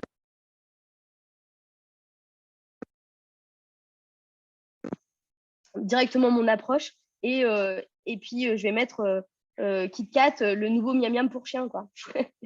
Parce que c'est ce que les gens espèrent et attendent comme terme et je vais le réutiliser. Et du coup, de vraiment faire la distinction entre les termes que moi, en tant qu'utilisateur potentiel, j'imaginerais et finalement entre ce que les utilisateurs réels utilisent. Il y a toujours un gap finalement entre ce que je pense être bon pour les autres et ce qui est réellement bon pour les autres. D'où finalement une phrase que je déteste, c'est moi en tant qu'utilisateur, j'aimerais voir ça. Ça, typiquement, quand quelqu'un me dit ça, il y a tendance à faire que je tourne le dos et que je parte en fait, parce qu'on n'est pas schizophrène, on n'est pas capable de se mettre à la place de l'autre par principe. Notre métier de designer, c'est d'étudier les besoins, d'étudier les comportements, d'étudier finalement les usages de manière à pouvoir trouver des solutions, que ce soit sur la partie UX Writing ou UX Design, ça, c'est notre métier. On n'est pas... demain, si je travaille sur une interface pour des pilotes de chasse, je ne vais pas dire, moi, en tant que pilote de chasse, je mettrai bien le bouton là. J'en sais rien, en fait. Je ne suis pas pilote de chasse, je ne sais pas comment ils bossent. Je n'ai jamais utilisé leur interface. Par contre, moi, en tant que UX designer, parce que je vais faire de la recherche et de l'analyse et je vais regarder et je vais porter mon attention sur certains éléments, je vais potentiellement pouvoir, après cette phase-là, proposer des solutions qui seraient en accord avec les usages et leurs besoins. Et donc là, il faut faire très attention, c'est sur les textes aussi. Cette problématique qu'on a en UX, on les retrouve. Ce n'est pas parce que moi, j'appelle ça de telle manière que tous les utilisateurs appellent ça de telle manière. Donc là, on va se retrouver pareil avec la question du pain au chocolat et de la chocolatine. C'est un exemple un peu rigolo, mais si je m'adresse, si je monte une chaîne de boulangerie dans le nord de la France et que j'appelle les pains au chocolat chocolatine parce que je suis originaire du sud de la France, je vous laisse imaginer un petit peu ce qui va se passer. C'est arrêter de prendre comme référentiel soi-même et nos usages et nos besoins pour tout, en fait. Et donc voilà.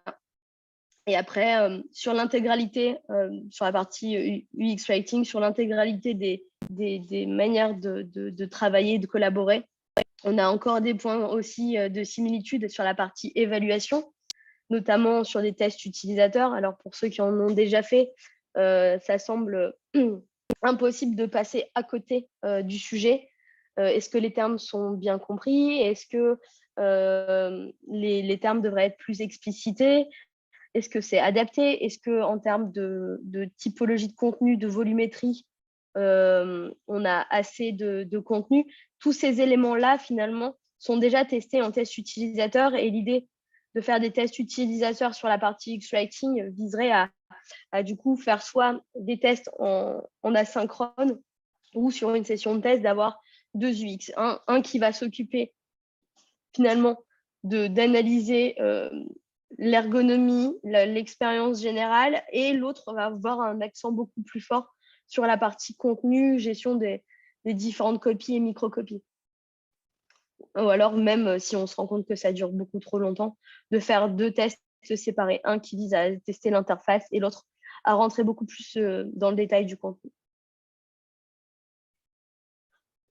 Est-ce que déjà sur ça, vous avez des questions ou pas? Pareil pour vous, Pierre et Quentin. Ouais, n'hésitez pas à poser des questions dans le chat, vous le faites déjà, c'est top. Et puis sinon, levez la main si vous voulez parler et échanger avec Julie. En tout cas, c'est très intéressant la manière dont tu présentes le métier du UX-Writing et de pas simplement le saupoudrer de ce qu'est l'UX design, puisque là, comme tu disais, c'est extrêmement important d'avoir cette démarche de justification en disant, mais en fait, ça vient d'où, en fait, ce choix? Ce choix, il vient de toi, il vient des utilisateurs, et en fait, c'est ça qui fait tout le cœur de nos métiers. Et à partir du moment où on met UX quelque part, on ne peut pas se permettre d'avoir la science infuse et de se dire, oui, c'est mon intuition en tant qu'expert qui pratique depuis des années, qui connaît cette cible.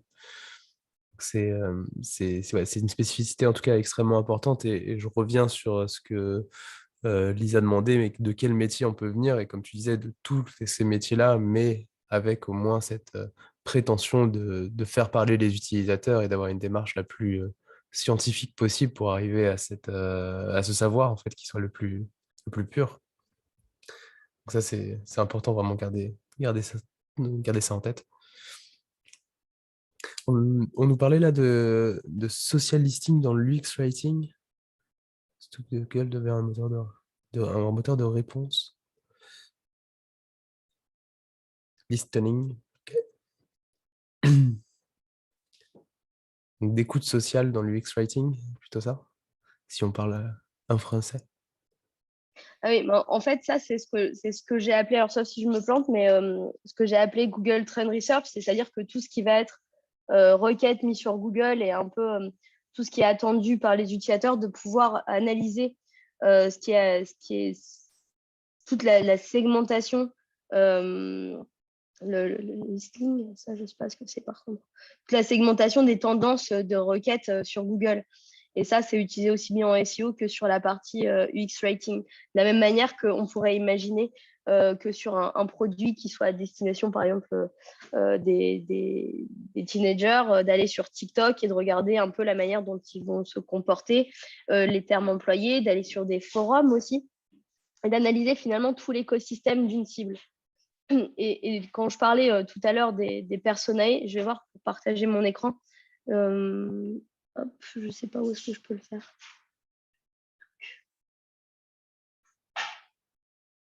Plus. Alors attends, je te donne le rôle d'animateur. Normalement, tu peux partager, remarque. Tout en bas sur Ah là, le bouton vert. non, ça ne veut pas. Mais par contre, ce que je peux faire, sinon, c'est vous envoyer l'URL et peut-être que tu peux me partager. Je voulais juste vous montrer, je vais le mettre dans le chat. Hop. C'est typiquement des fiches persona qu'on a agrémentées au sein de l'agence pour vous montrer finalement l'intérêt de l'UX Writing sur nos méthodes actuelles et en quoi finalement ça vient enrichir la manière dont on travaille, dont on travaillait déjà avant. Hop. Vraiment, je l'ai mis en direct à une personne. Je suis trompée. Je ne sais pas si Quentin, tu l'as bien reçu. Pierre. Ouais, attends, on l'a tous reçu, on a reçu un file. C'est dans tes fichiers à toi. C'est Tu sur le vois. site normalement. Ah, ok. Normalement, tu peux l'utiliser, c'est sur le site en fait. On va essayer de trouver ça, pas de souci. Il y a Cécile, tu as une question, n'hésite pas à nous la dire. C'est là-dedans. Vous pouvez le retrouver dedans. dans Activité UX Writing sur le site de La Grande Ourse, on a une rubrique qui s'appelle Ressources sur lesquelles on a pas mal de templates pour les ateliers, notamment sur la partie Personae. Et globalement, si vous allez sur Activité UX, vous allez retrouver les personas tels qu'on les a fait pendant des années. Et quand vous cliquez sur la partie UX Writing, vous allez retrouver du coup la partie Personae agrémentée de fonctionnalités pour la partie UX Writing. Je ne sais pas si vous êtes dessus. Ouais, je vais me permettre de partager mon écran juste pour l'avoir sous les yeux Ouais. et Cécile, on Comme ça, revient je vous juste à montre. toi dans 2 secondes.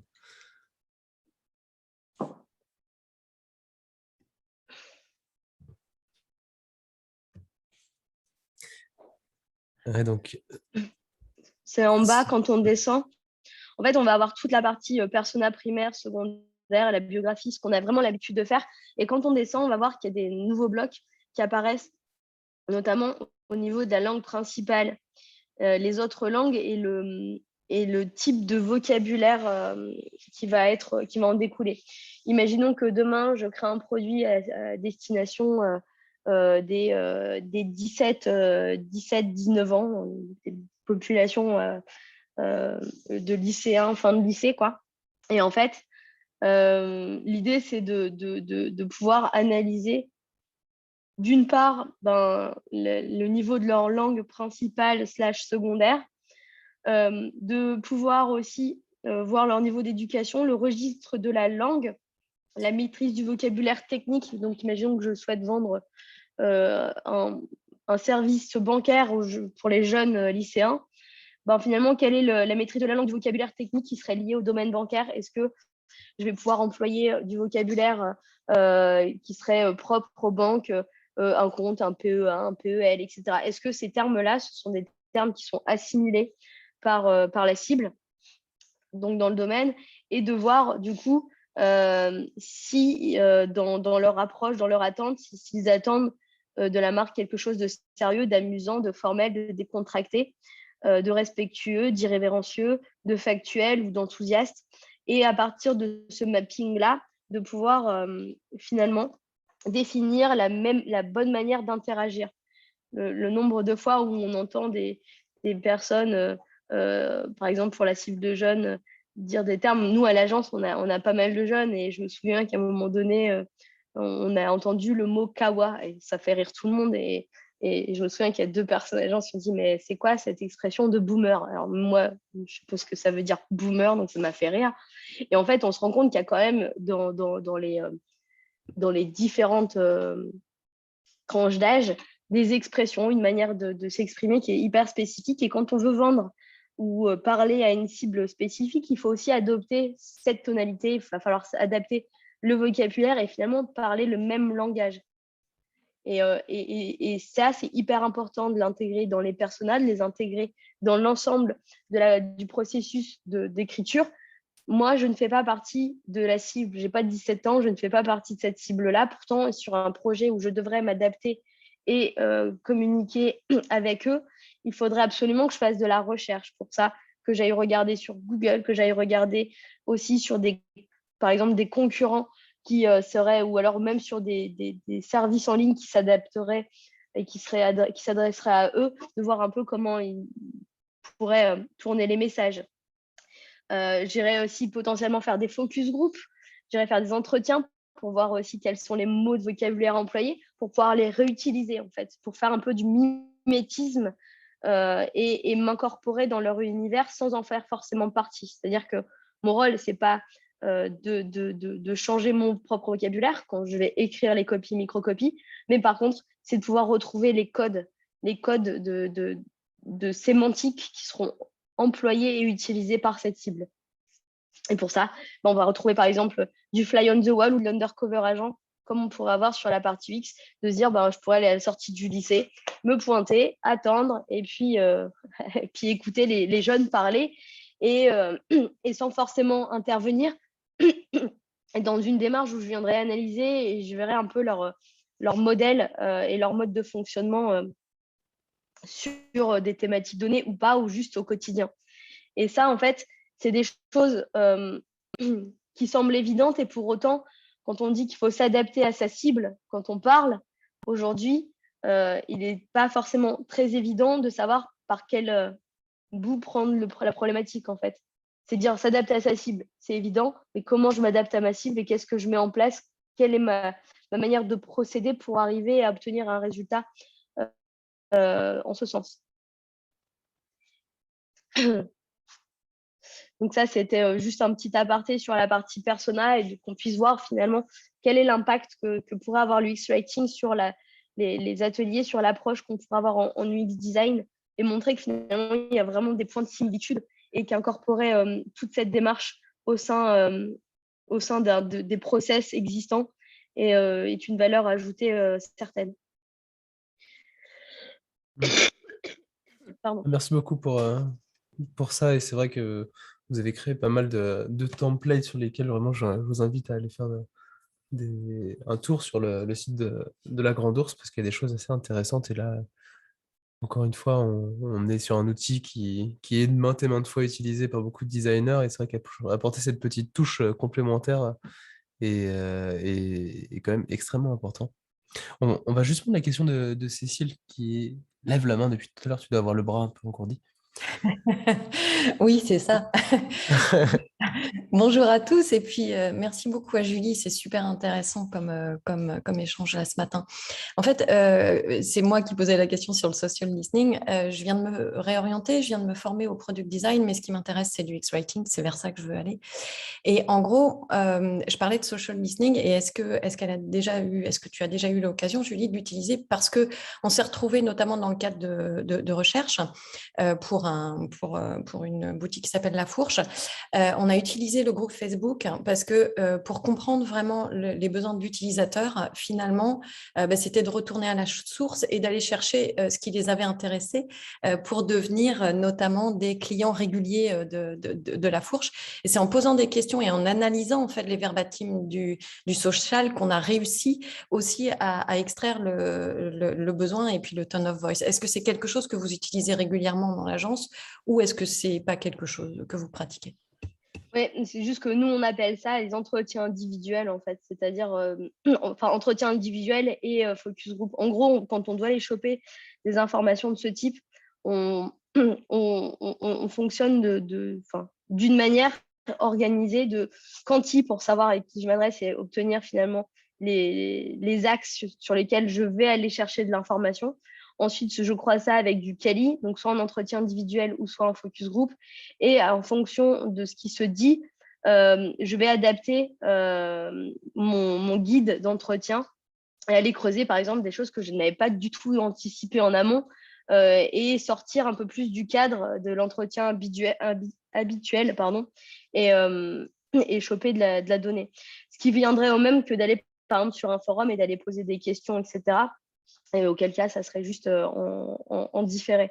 Mais tout ce qui va être aller capter de l'information directement auprès des utilisateurs, tous les moyens sont bons en fait.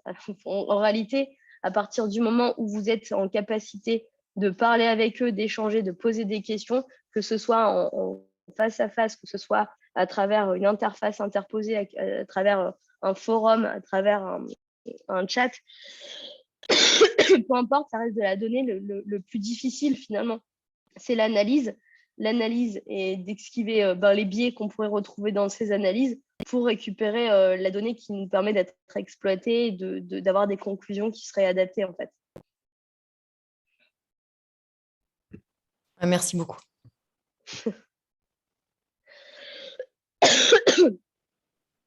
On parle de tone. Ouais, il y avait ce quiproquo entre tone of voice et tone and voice.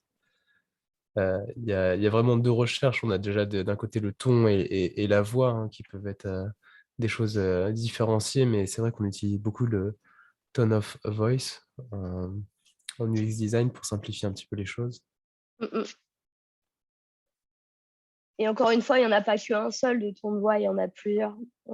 En fait, c'est comme un être humain, on va avoir une personnalité et en fonction de ce à quoi on va être soumis, on va pouvoir adapter notre ton.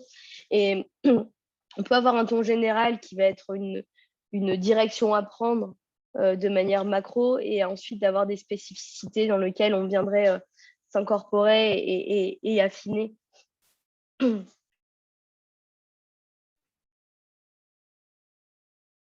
Ouais, c'est important aussi d'avoir vraiment cette vue transverse. On parle potentiellement aux mêmes personnes, mais en fonction des plateformes et du moment avec la naissance de la relation qui a eu lieu depuis plus ou moins longtemps avec cette personne-là, on va pouvoir se permettre d'aller aussi plus ou moins loin. Donc, il y a quand même une quête très, très complexe de savoir de quelle manière on va parler avec ses utilisateurs. C'est Ouais. c'est important à voir. Moi, il y a un truc qui m'a marqué quand on a fait les recherches pour pouvoir établir ce kit de cartes. C'était, j'avais entendu pas mal d'UX-Writer indiquer il faut écrire à la voix passive, il faut mettre tous les boutons avec des ER à la fin, il ne faut pas dire je me connecte, il faut dire se connecter ou inversement. Et moi, ce qui me dérangeait avec ces espèces d'idées toutes faites, c'est de venir mettre une espèce de charte d'écriture qui était basée finalement sur peu d'éléments très tangibles, et de se dire, en fait, est-ce que en réalité, écrire se connecter est plus performant que d'écrire me connecter ou que connexion? Comment identifier ce qui fonctionne le mieux, en fait? Et je pense pas, honnêtement, qu'il y a une meilleure version à faire qu'une autre, mais que tout dépend du contexte, tout dépend de la cohérence de l'interface. Est-ce qu'on souhaite être plus familier? Est-ce qu'on veut mettre de la distance? Est-ce qu'on veut que ce soit qu'on gère l'interface comme quelque chose de purement, on va dire, impersonnel, un robot, je dirais connexion, ou alors me connecter pour induire un peu plus l'utilisateur? Je pense qu'en fait, chaque projet est différent, chaque problématique est différente, et ce qui fait la recherche de notre métier, c'est justement de se dire qu'il n'y a pas d'idée toute faite, et que pour trouver la meilleure proposition, on a plein d'outils à disposition. On part d'un postulat, d'une hypothèse, on la tente, on la teste, et ensuite on regarde les résultats, en fait, soit à travers des phases d'A/B testing, soit à travers des phases d'évaluation, soit en regardant directement les analytics pour voir si les termes performent mieux ou pas. Mais en tout cas, je suis un petit peu allergique à toutes ces idées préconçues sur la manière dont on doit écrire. On a eu un petit débat toujours avec Alan en disant oui, mais finalement, eux, ils ont écrit comme ça, mais du coup, c'est pas sérieux, etc. Et pourtant, ça fonctionne, en fait. C'est juste une question de cible. Il faut arrêter de dire parce qu'on est un assureur, et il faut parler de manière incompréhensible, parce qu'on est une société expert en ceci, de devoir absolument parler avec du jargon technique. En fait, tout est une question de posture. Qu'est-ce qu'on veut amener, à qui on s'adresse et pourquoi on le fait, en fait. C'est pour ça que j'en reviens au point du démarrage, qui est que la stratégie, qui est que l'utilisateur, qui est l'usage, tout ça rentre dans un écosystème. Et qu'est-ce qu'on veut faire comment on veut intégrer l'intégralité de cette démarche dans un processus qui est beaucoup plus complexe et beaucoup plus précis, en fait. Si demain on me dit est-ce qu'il faut mettre me connecter ou se connecter, je vous dirais j'en sais rien, et heureusement que j'en sais rien, parce que peut-être que sur votre site le se connecter fonctionnerait mieux que me connecter ou connexion, en fait. Et il n'y a pas d'idée toute faite là-dessus, que c'est du cas par cas, et qu'aujourd'hui il n'y a que les chiffres qui parlent, en fait. Les chiffres et la perception. Et pareil, on m'a posé aussi pas mal la question de finalement comment être sûr que les termes qui sont indiqués sur les copies et microcopies sont les plus adaptés. Donc déjà, pour éviter d'y aller au doigt mouillé et de faire un peu au feeling, sur la partie recherche, on obtient du coup des informations sur les termes employés, qui seront potentiellement les champs sémantiques qui seraient intéressants d'intégrer au sein des interfaces. Et ensuite, on va avoir au niveau de l'évaluation, en plus des tests utilisateurs, plusieurs manières d'évaluer les résultats. Donc, les tests utilisateurs, ça, c'est le plus connu. On va avoir les tests de 5 secondes qui vont nous permettre, par exemple, d'évaluer dans un temps record la perception et la compréhension rapide d'un service. Par exemple, on arrive sur une homepage, c'est écrit achète tes cookies et fais-les-toi livrer en moins de 3 minutes. En fait, l'idée, c'est de se dire, est-ce que quand j'arrive sur l'interface et que je la montre pendant 5 secondes à un utilisateur et que je la cache juste derrière, est-ce que la personne, elle va capter que c'est un site qui vend des cookies de livraison à domicile, ou est-ce que, au contraire, elle hésitera, elle ne saura pas trop ce que c'est, en fait. Et ce qui permet du coup de tester très rapidement la typologie de contenu qui est sur l'interface et de voir son job de compréhension immédiate. Et ça, on va me dire, oui, mais s'il y a des cookies à côté et un petit camion qui est hyper rapide et s'écrit 3 minutes chez vous, c'est peut-être pas le texte qui va me donner l'information, c'est peut-être la UI.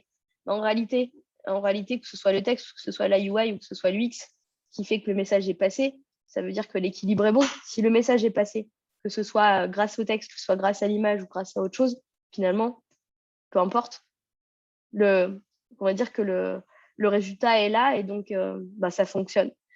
De la même manière que parfois, bien écrire sera de peu écrire et de mettre peut-être plus de pictos. Quelqu'un qui ne saurait pas parler bien français, si on se rend compte que l'utilisateur ne sait pas bien parler français, ça sera peut-être un travail qui sera mené de front avec la partie UI pour pouvoir mettre des visuels, de mettre des pictos, de mettre des éléments graphiques qui permettront à la navigation. Et au final, UX Writing aura fait son travail de se dire qu'en fait, ça ne sera pas trop l'écriture qui sera décisif, mais que ça sera naviguer avec le moins d'écriture possible, en fait. Et après, il existe plein de manières de tester son contenu. On va avoir des scores de lisibilité qui se basent du coup sur des algorithmes linguistiques pour voir la difficulté, le niveau de lecture nécessaire pour comprendre un texte. Par exemple, je vais vous mettre une phrase de Verlaine et une phrase d'un livre de Shakespeare traduit en français, quoi. Et globalement, je vais avoir un score de lisibilité qui va être impacté sur chacun de ces textes et qui va me montrer justement le niveau de langue qui est attendu pour pouvoir comprendre ce texte-là. Est-ce qu'un enfant de 10 ans est capable de le lire et de le comprendre? Est-ce qu'il faut avoir fait 5 ans de lettres appliquées? Est-ce qu'un enfant de 4 ans qui c'est 4 ans, c'est peut-être un peu jeune, mais d'un enfant qui vient juste d'apprendre à lire, est-ce qu'il arriverait à comprendre le sens de ce qui est écrit? Et en fait, dans ces outils, je viens de voir des outils pour tester la lisibilité. En fait, on en a qui ont été faits sur la langue anglaise qui s'appelle Flesch Kinkai. Je vais vous l'écrire sur le chat. Donc là, il y a un outil en ligne. Si vous tapez ça, vous allez le retrouver.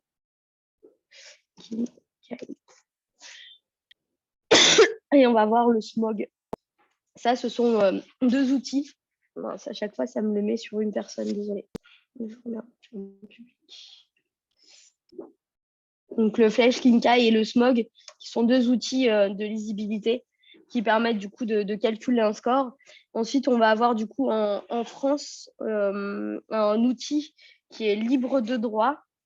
On en a parlé dans le kit de cartes qu'on a mis à disposition sur la partie UX Writing, qui s'appelle Scholarius, qui globalement est à peu près la même chose que les outils anglais, sauf que ça fonctionne avec notre langue, donc ça, c'est vraiment pas mal. Le problème, c'est qu'on n'a pas trouvé les sources de l'algo qui était derrière, qui permettait d'analyser les textes. Là où Smog et le Kinkai, on a cette info-là. Néanmoins, on l'a testé, on a pas mal joué avec l'outil et on s'est rendu compte que les résultats semblaient quand même très, très, très pertinents.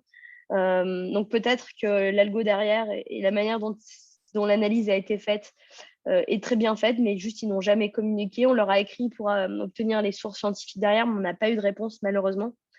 Mais en tout cas, ça semble pertinent.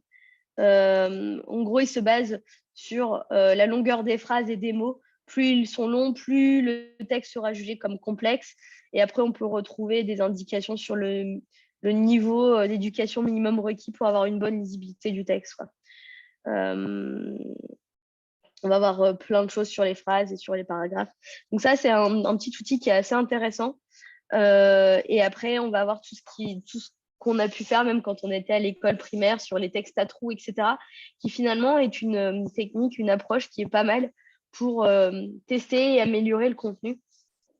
De se dire, est-ce que on veut tester, par exemple, une phrase d'accroche, on enlève les mots importants de cette phrase et on demande à une série d'utilisateurs de venir compléter ce texte à trous pour savoir si les mots qui vont être employés lors de cet exercice seront les mêmes que ceux imaginés ou ceux créés dans l'interface. Ça, on pourrait mettre juste des textes à trous qu'on appelle les close test close et les close test open. En gros, la différence, c'est qu'il y en a une où on n'a pas de mots proposés et l'autre version, c'est une déclinaison avec des mots qu'on propose. Par exemple, j'aime les croquettes pour chiens équilibrées et sans additifs. Et en fait, c'est j'aime les pour chiens et sans et en fait, voir ce que les gens mettent à la place des soit ils décident eux-mêmes des mots à employer, soit ils vont avoir plein de petits morceaux de papier et ils vont devoir les mettre dans le bon ordre pour savoir si les textes sont bons et si on peut les optimiser. Donc en réalité, on a plein de petits outils comme ça qui nous permettent de faciliter les textes, etc. et l'écriture. Et là, je vois des outils pour l'inclusivité dans l'UX Writing. C'est une super bonne question et d'ailleurs, vous allez pouvoir entendre quelqu'un à ce sujet je crois que j'ai vu plus haut qu'il y avait quelqu'un qui allait sortir un livre et c'est typiquement son combat. C'est Gladys qui travaille sur ces sujets d'inclusivité et qui sera beaucoup plus experte que moi pour vous parler de ce sujet. Nous, on l'a pas mal abordé avec elle, mais en outils pour inclusivité, j'en ai pas. Mais ça fait partie des axes sur lesquels on continue à réfléchir, à travailler, à faire de la recherche. Mais je pense que si vous regardez sur Google, il y a pas mal d'interventions de Gladys sur ces points-là et elle pourra vous donner pas mal d'informations. Ouais, tout à fait. Et puis on reviendra aussi cet après-midi avec Chloé Béguin qui nous parlera d'inclusivité. Je pense que vous aurez aussi quelques outils. Je vois le temps qui a pas mal défilé, il nous reste une dizaine de minutes. J'ai deux petites questions à te poser. Est-ce que on parle beaucoup de maturité dans les entreprises face à l'UX? Est-ce qu'il y a une maturité aussi pour répondre aux challenges que sont les différents projets et pour la prise en compte des utilisateurs? Est-ce que pour toi, l'UX Writing amène une composante supplémentaire ou est-ce qu'on reste toujours dans cette compréhension comment dire, des décideurs, d'aller se tourner vers les utilisateurs et les écouter enfin, voilà. Est-ce que pour toi, c'est quelque chose de supplémentaire qu'apporte l'UX Writing aux enjeux qu'on avait déjà en UX Design classique? En fait, je pense que toutes les problématiques qu'on a en UX design, on les retrouve aussi en UX writing. C'est-à-dire que le nombre de fois où j'ai entendu parler des UX writers en disant j'en ai marre, en fait, mes boss ou mon équipe étaient super contents qu'on rejoigne les équipes en tant que UX writer parce qu'ils s'attendent à ce que je rédige absolument tous les contenus, mais que je ne suis dédiée qu'à ça. C'est-à-dire que, tiens, je ne sais pas quoi écrire, j'écris quoi ici? Et en fait, finalement, l'écriture en UX Writing, c'est comme la conception en UX. C'est une des phases, mais qui nécessite déjà en amont d'avoir de la connaissance utilisateur, d'aller choper des informations concernant les usages et les besoins. et de connaître bien sa cible. Et globalement, en fait, c'est quelque chose qui est un peu squeezé. Et je pense que les problématiques qu'on a en UX de défendre les phases de recherche et d'analyse comme étant quelque chose de fondamental et d'essentiel dans notre manière de travailler et dans nos processus, en fait, les UX writers vont être confrontés à la même chose. C'est-à-dire qu'aujourd'hui, comme il y a 5 ans, en fait, on prenait un UX designer pour faire de la conception et faire des maquettes. Aujourd'hui, on prend des UX writers pour écrire des copies, micro-copies, mais basées sur... voilà. Et donc, aujourd'hui, les UX writers se battent pour expliquer ces méthodes de travail, l'intérêt de connaître les besoins et les attentes des utilisateurs et de connaître bien les utilisateurs pour pouvoir écrire du contenu qui est adapté et pas qui est suggéré ou imaginé au doigt mouillé, quoi. Et finalement, les problématiques qu'on rencontre en UX, ce sont exactement les mêmes. Et d'où l'importance d'être vraiment dans une approche pédagogique et d'expliquer nos travaux, d'expliquer notre manière de travailler, d'expliquer la valeur ajoutée de ce qu'on pousse pour pouvoir s'ouvrir des portes et de travailler dans de bonnes conditions et convenablement, en fait. Encore une fois, l'UX designer n'est pas un schizophrène. Ouais, ok. Non, très intéressant. On va terminer sur une dernière question que j'aime poser vraiment à tous les intervenants. Et derrière, si vous voulez continuer les échanges, je vais vous mettre un lien pour aller voir la communauté de notre panique dans laquelle Julie est aussi, puis vous pourrez la taguer pour lui poser différentes questions. Euh, En te mettant à la place comment dire, des futurs UX designers qui sont là parmi nous, et il y en a qui sont déjà en poste depuis des années, mais on a pas mal de personnes qui sont juniors ou qui vont être diplômées dans peu de temps. Ils n'ont pas forcément du X-Writer au sein de leur entreprise. Là, tu leur as ouvert un peu les yeux sur les impacts qui étaient un peu insoupçonnés et sur lesquels ils ne doivent pas travailler forcément depuis très longtemps.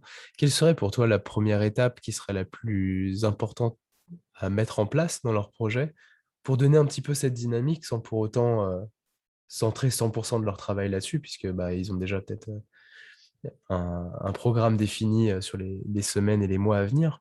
Mais va être le premier petit impact ou gros impact qui serait à faire là si demain ou lundi, puisque on va attendre la semaine prochaine, et qu'est-ce qu'ils devraient faire en fait? Je pense que déjà, le fait de connaître ce métier, de voir la valeur, d'être en capacité d'être convaincu par la valeur que apporte l'X-Tracking est déjà un bon démarrage. C'est-à-dire que dans les démarches qu'on pourrait faire au quotidien, de se dire, aujourd'hui, je vais faire un atelier de personnage, faire des focus group, des interviews, de venir déjà attendre un peu plus l'oreille sur cette partie-là et de commencer à initier d'initier cette approche-là dans leur manière de travailler aujourd'hui. Quand on a modifié, par exemple, les templates de Personae, aujourd'hui, on n'utilise plus que cela. C'est-à-dire que ceux qui étaient dédiés à 100% Personae sans la partie writing, on ne les utilise plus. On n'utilise que ceux qui sont agrémentés et beaucoup plus poussés sur la partie writing. Et donc, en fait, on a commencé à changer nos outils.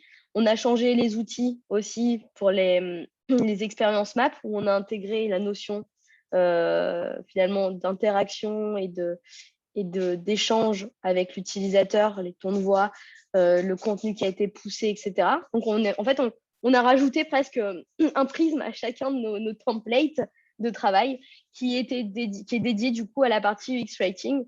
Donc, on l'incorpore dans nos travaux actuels. Ensuite, sur la partie conception, typiquement, de faire très attention au texte qu'on écrit, d'arrêter d'écrire du texte en disant ça, je le verrai plus tard. Parce qu'en réalité, une interface qui fonctionne bien, c'est une interface qui est ergonomique, c'est une interface qui est sympa graphiquement et c'est une interface avec du contenu qui est adéquat en fait. Je pourrais avoir une interface avec une ergo top, avec un design canon et puis du texte tout pourri dessus et au final, ben, ça ne marche plus. Donc, en fait, c'est vraiment aussi de porter beaucoup d'attention au contenu qu'on retrouve sur nos interfaces, sur les copies et micro-copies.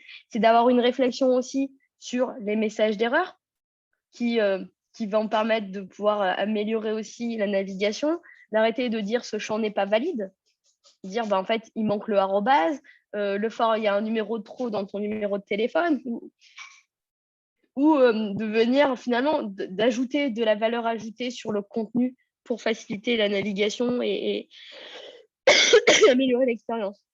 Et après, d'intégrer aussi lors des phases de test et d'évaluation toute la partie sémantique à analyser, d'intégrer du coup directement dans notre approche de designer tout ce prisme-là et de se poser réellement la question de comment on doit aborder ces sujets plutôt que de se dire en fait on va les faire à la fin et à la fin se retrouver avec quelque chose qui n'est pas forcément adapté. Encore une fois, demain on doit travailler sur un produit qui s'adresse à une cible qui ne parle pas bien français. Je ne vais pas dire à la fin seulement, je vais voir ce que je vais leur écrire. Potentiellement, c'est dès le démarrage, dans la conception de mes interfaces, avec des sites qui seraient, par exemple, beaucoup plus orientés graphiques, avec des images, avec des pictogrammes, etc. Donc, en fait, c'est de se dire, soit on n'a pas la possibilité d'avoir des UX Writers avec soi, mais auquel cas, on commence un petit peu à avancer et à montrer la valeur et à intégrer finalement ce qu'on est en capacité de faire de manière autodidacte ou avec ce qu'on a appris, de l'appliquer, de commencer à appliquer tout ça, ou soit quand ça devient trop complexe et que ça nécessite d'un travail à part entière, de venir diffuser l'intérêt et l'impact que pourrait avoir un UX Writer dans une équipe. Ouais, merci beaucoup. En tout cas, c'est très bien dit. Et vraiment, je vous invite à aller faire un tour sur le site de la Grande Ourse. Dans les bonus, vous avez ces ressources-là où vous allez avoir, comme on l'a vu tout à l'heure, les personas un peu revisités avec cet ajout de l'UX Writing. Pareil sur les expériences map. Et ça va vous donner, ouais, c'est vrai, une tournure un petit peu différente sur des outils qui sont habituellement utilisés et sur lesquels on va avoir ce petit temps de réflexion complémentaire. Donc c'est vraiment très important. Et puis si vous avez l'occasion, n'hésitez pas à aller soutenir la Grande Ourse avec les cartes du X-Writing. Ça a été crowdfundé avec succès. Vraiment top d'avoir fait ça. En tout cas, je te remercie. Merci à tous d'avoir suivi donc ce lancement de la semaine Horizon UX. On a encore pas mal d'interventions sur l'UX Writing et sur des sujets un petit peu parallèles avec l'inclusion et la psychologie cognitive ou les sciences cognitives. Et d'ailleurs, on se retrouvera cet après-midi à partir de 13h. On va parler donc de sciences cognitives, du X-Writing. À partir de 14h15, on sera avec Michael Winnington et là, on va parler de Get Around. On aura un petit Rex d'expérience. Et 15h30, on va parler là d'inclusion dans l'UX-Writing. Donc voilà, encore une grosse journée. Si vous êtes frais et dispo pour nous accompagner, on se retrouve à 13h. Et n'oubliez pas, il y a 2 conférences aussi qui auront lieu mercredi et jeudi sur la pause du midi. Bien entendu, bien entendu, les replays seront dispo sur YouTube dans je ne sais pas combien de temps, mais j'espère peu de temps. En tout cas, vous serez informés. N'hésitez pas à suivre donc dans la communauté de Note Panique ou alors sur la chaîne YouTube, la chaîne LinkedIn de l'École Multimédia. Nous partagerons ces informations. En tout cas, Julie, merci à toi d'avoir pris ce temps-là. Je ne sais pas comment tu as réussi à tenir 2 heures. Je parle 10 minutes, j'ai plus de voix. J'espère que ça ne va pas te porter trop défaut sur la journée. C'était génial. Non, ça va être du thym, du miel et du citron. Ça, je vais me miser faire ça aussi, là, j'en peux plus. Merci à tous d'avoir suivi, c'était génial d'avoir toutes vos interactions, toutes vos questions. En tout cas, j'espère que vous avez bien aimé cette introduction. Et maintenant, on va pouvoir poursuivre les travaux et on se retrouvera vendredi, si vous voulez venir, à partir de 14h ou de 13h même, pour voir un petit peu ce qu'on peut en conclure de cette semaine. Ce sera top, à partir de 13h, du coup, vendredi. En tout cas, d'ici là, on se retrouve sur la communauté Discord de Note Panique pour parler de tout, de rien, du X et du X-Writing. Et sinon, je vous laisse échanger avec Julie sur ces canaux. Et si tu as un dernier petit mot, Julie, n'hésite pas. C'est le moment. Non, je pense que maintenant, la balle est dans leur camp. S'ils sont UX designers, il va falloir aller dans ce sens-là. Et merci beaucoup à toi, Pierre, et à Quentin, du coup, pour l'organisation. Et puis, j'espère que cette intervention sera utile dans votre quotidien. Voilà. Merci à Merci tous. beaucoup. C'était un plaisir. Allez, je vous souhaite un bon appétit. On se retrouve cet après-midi à 13h. Ciao, merci Julie encore.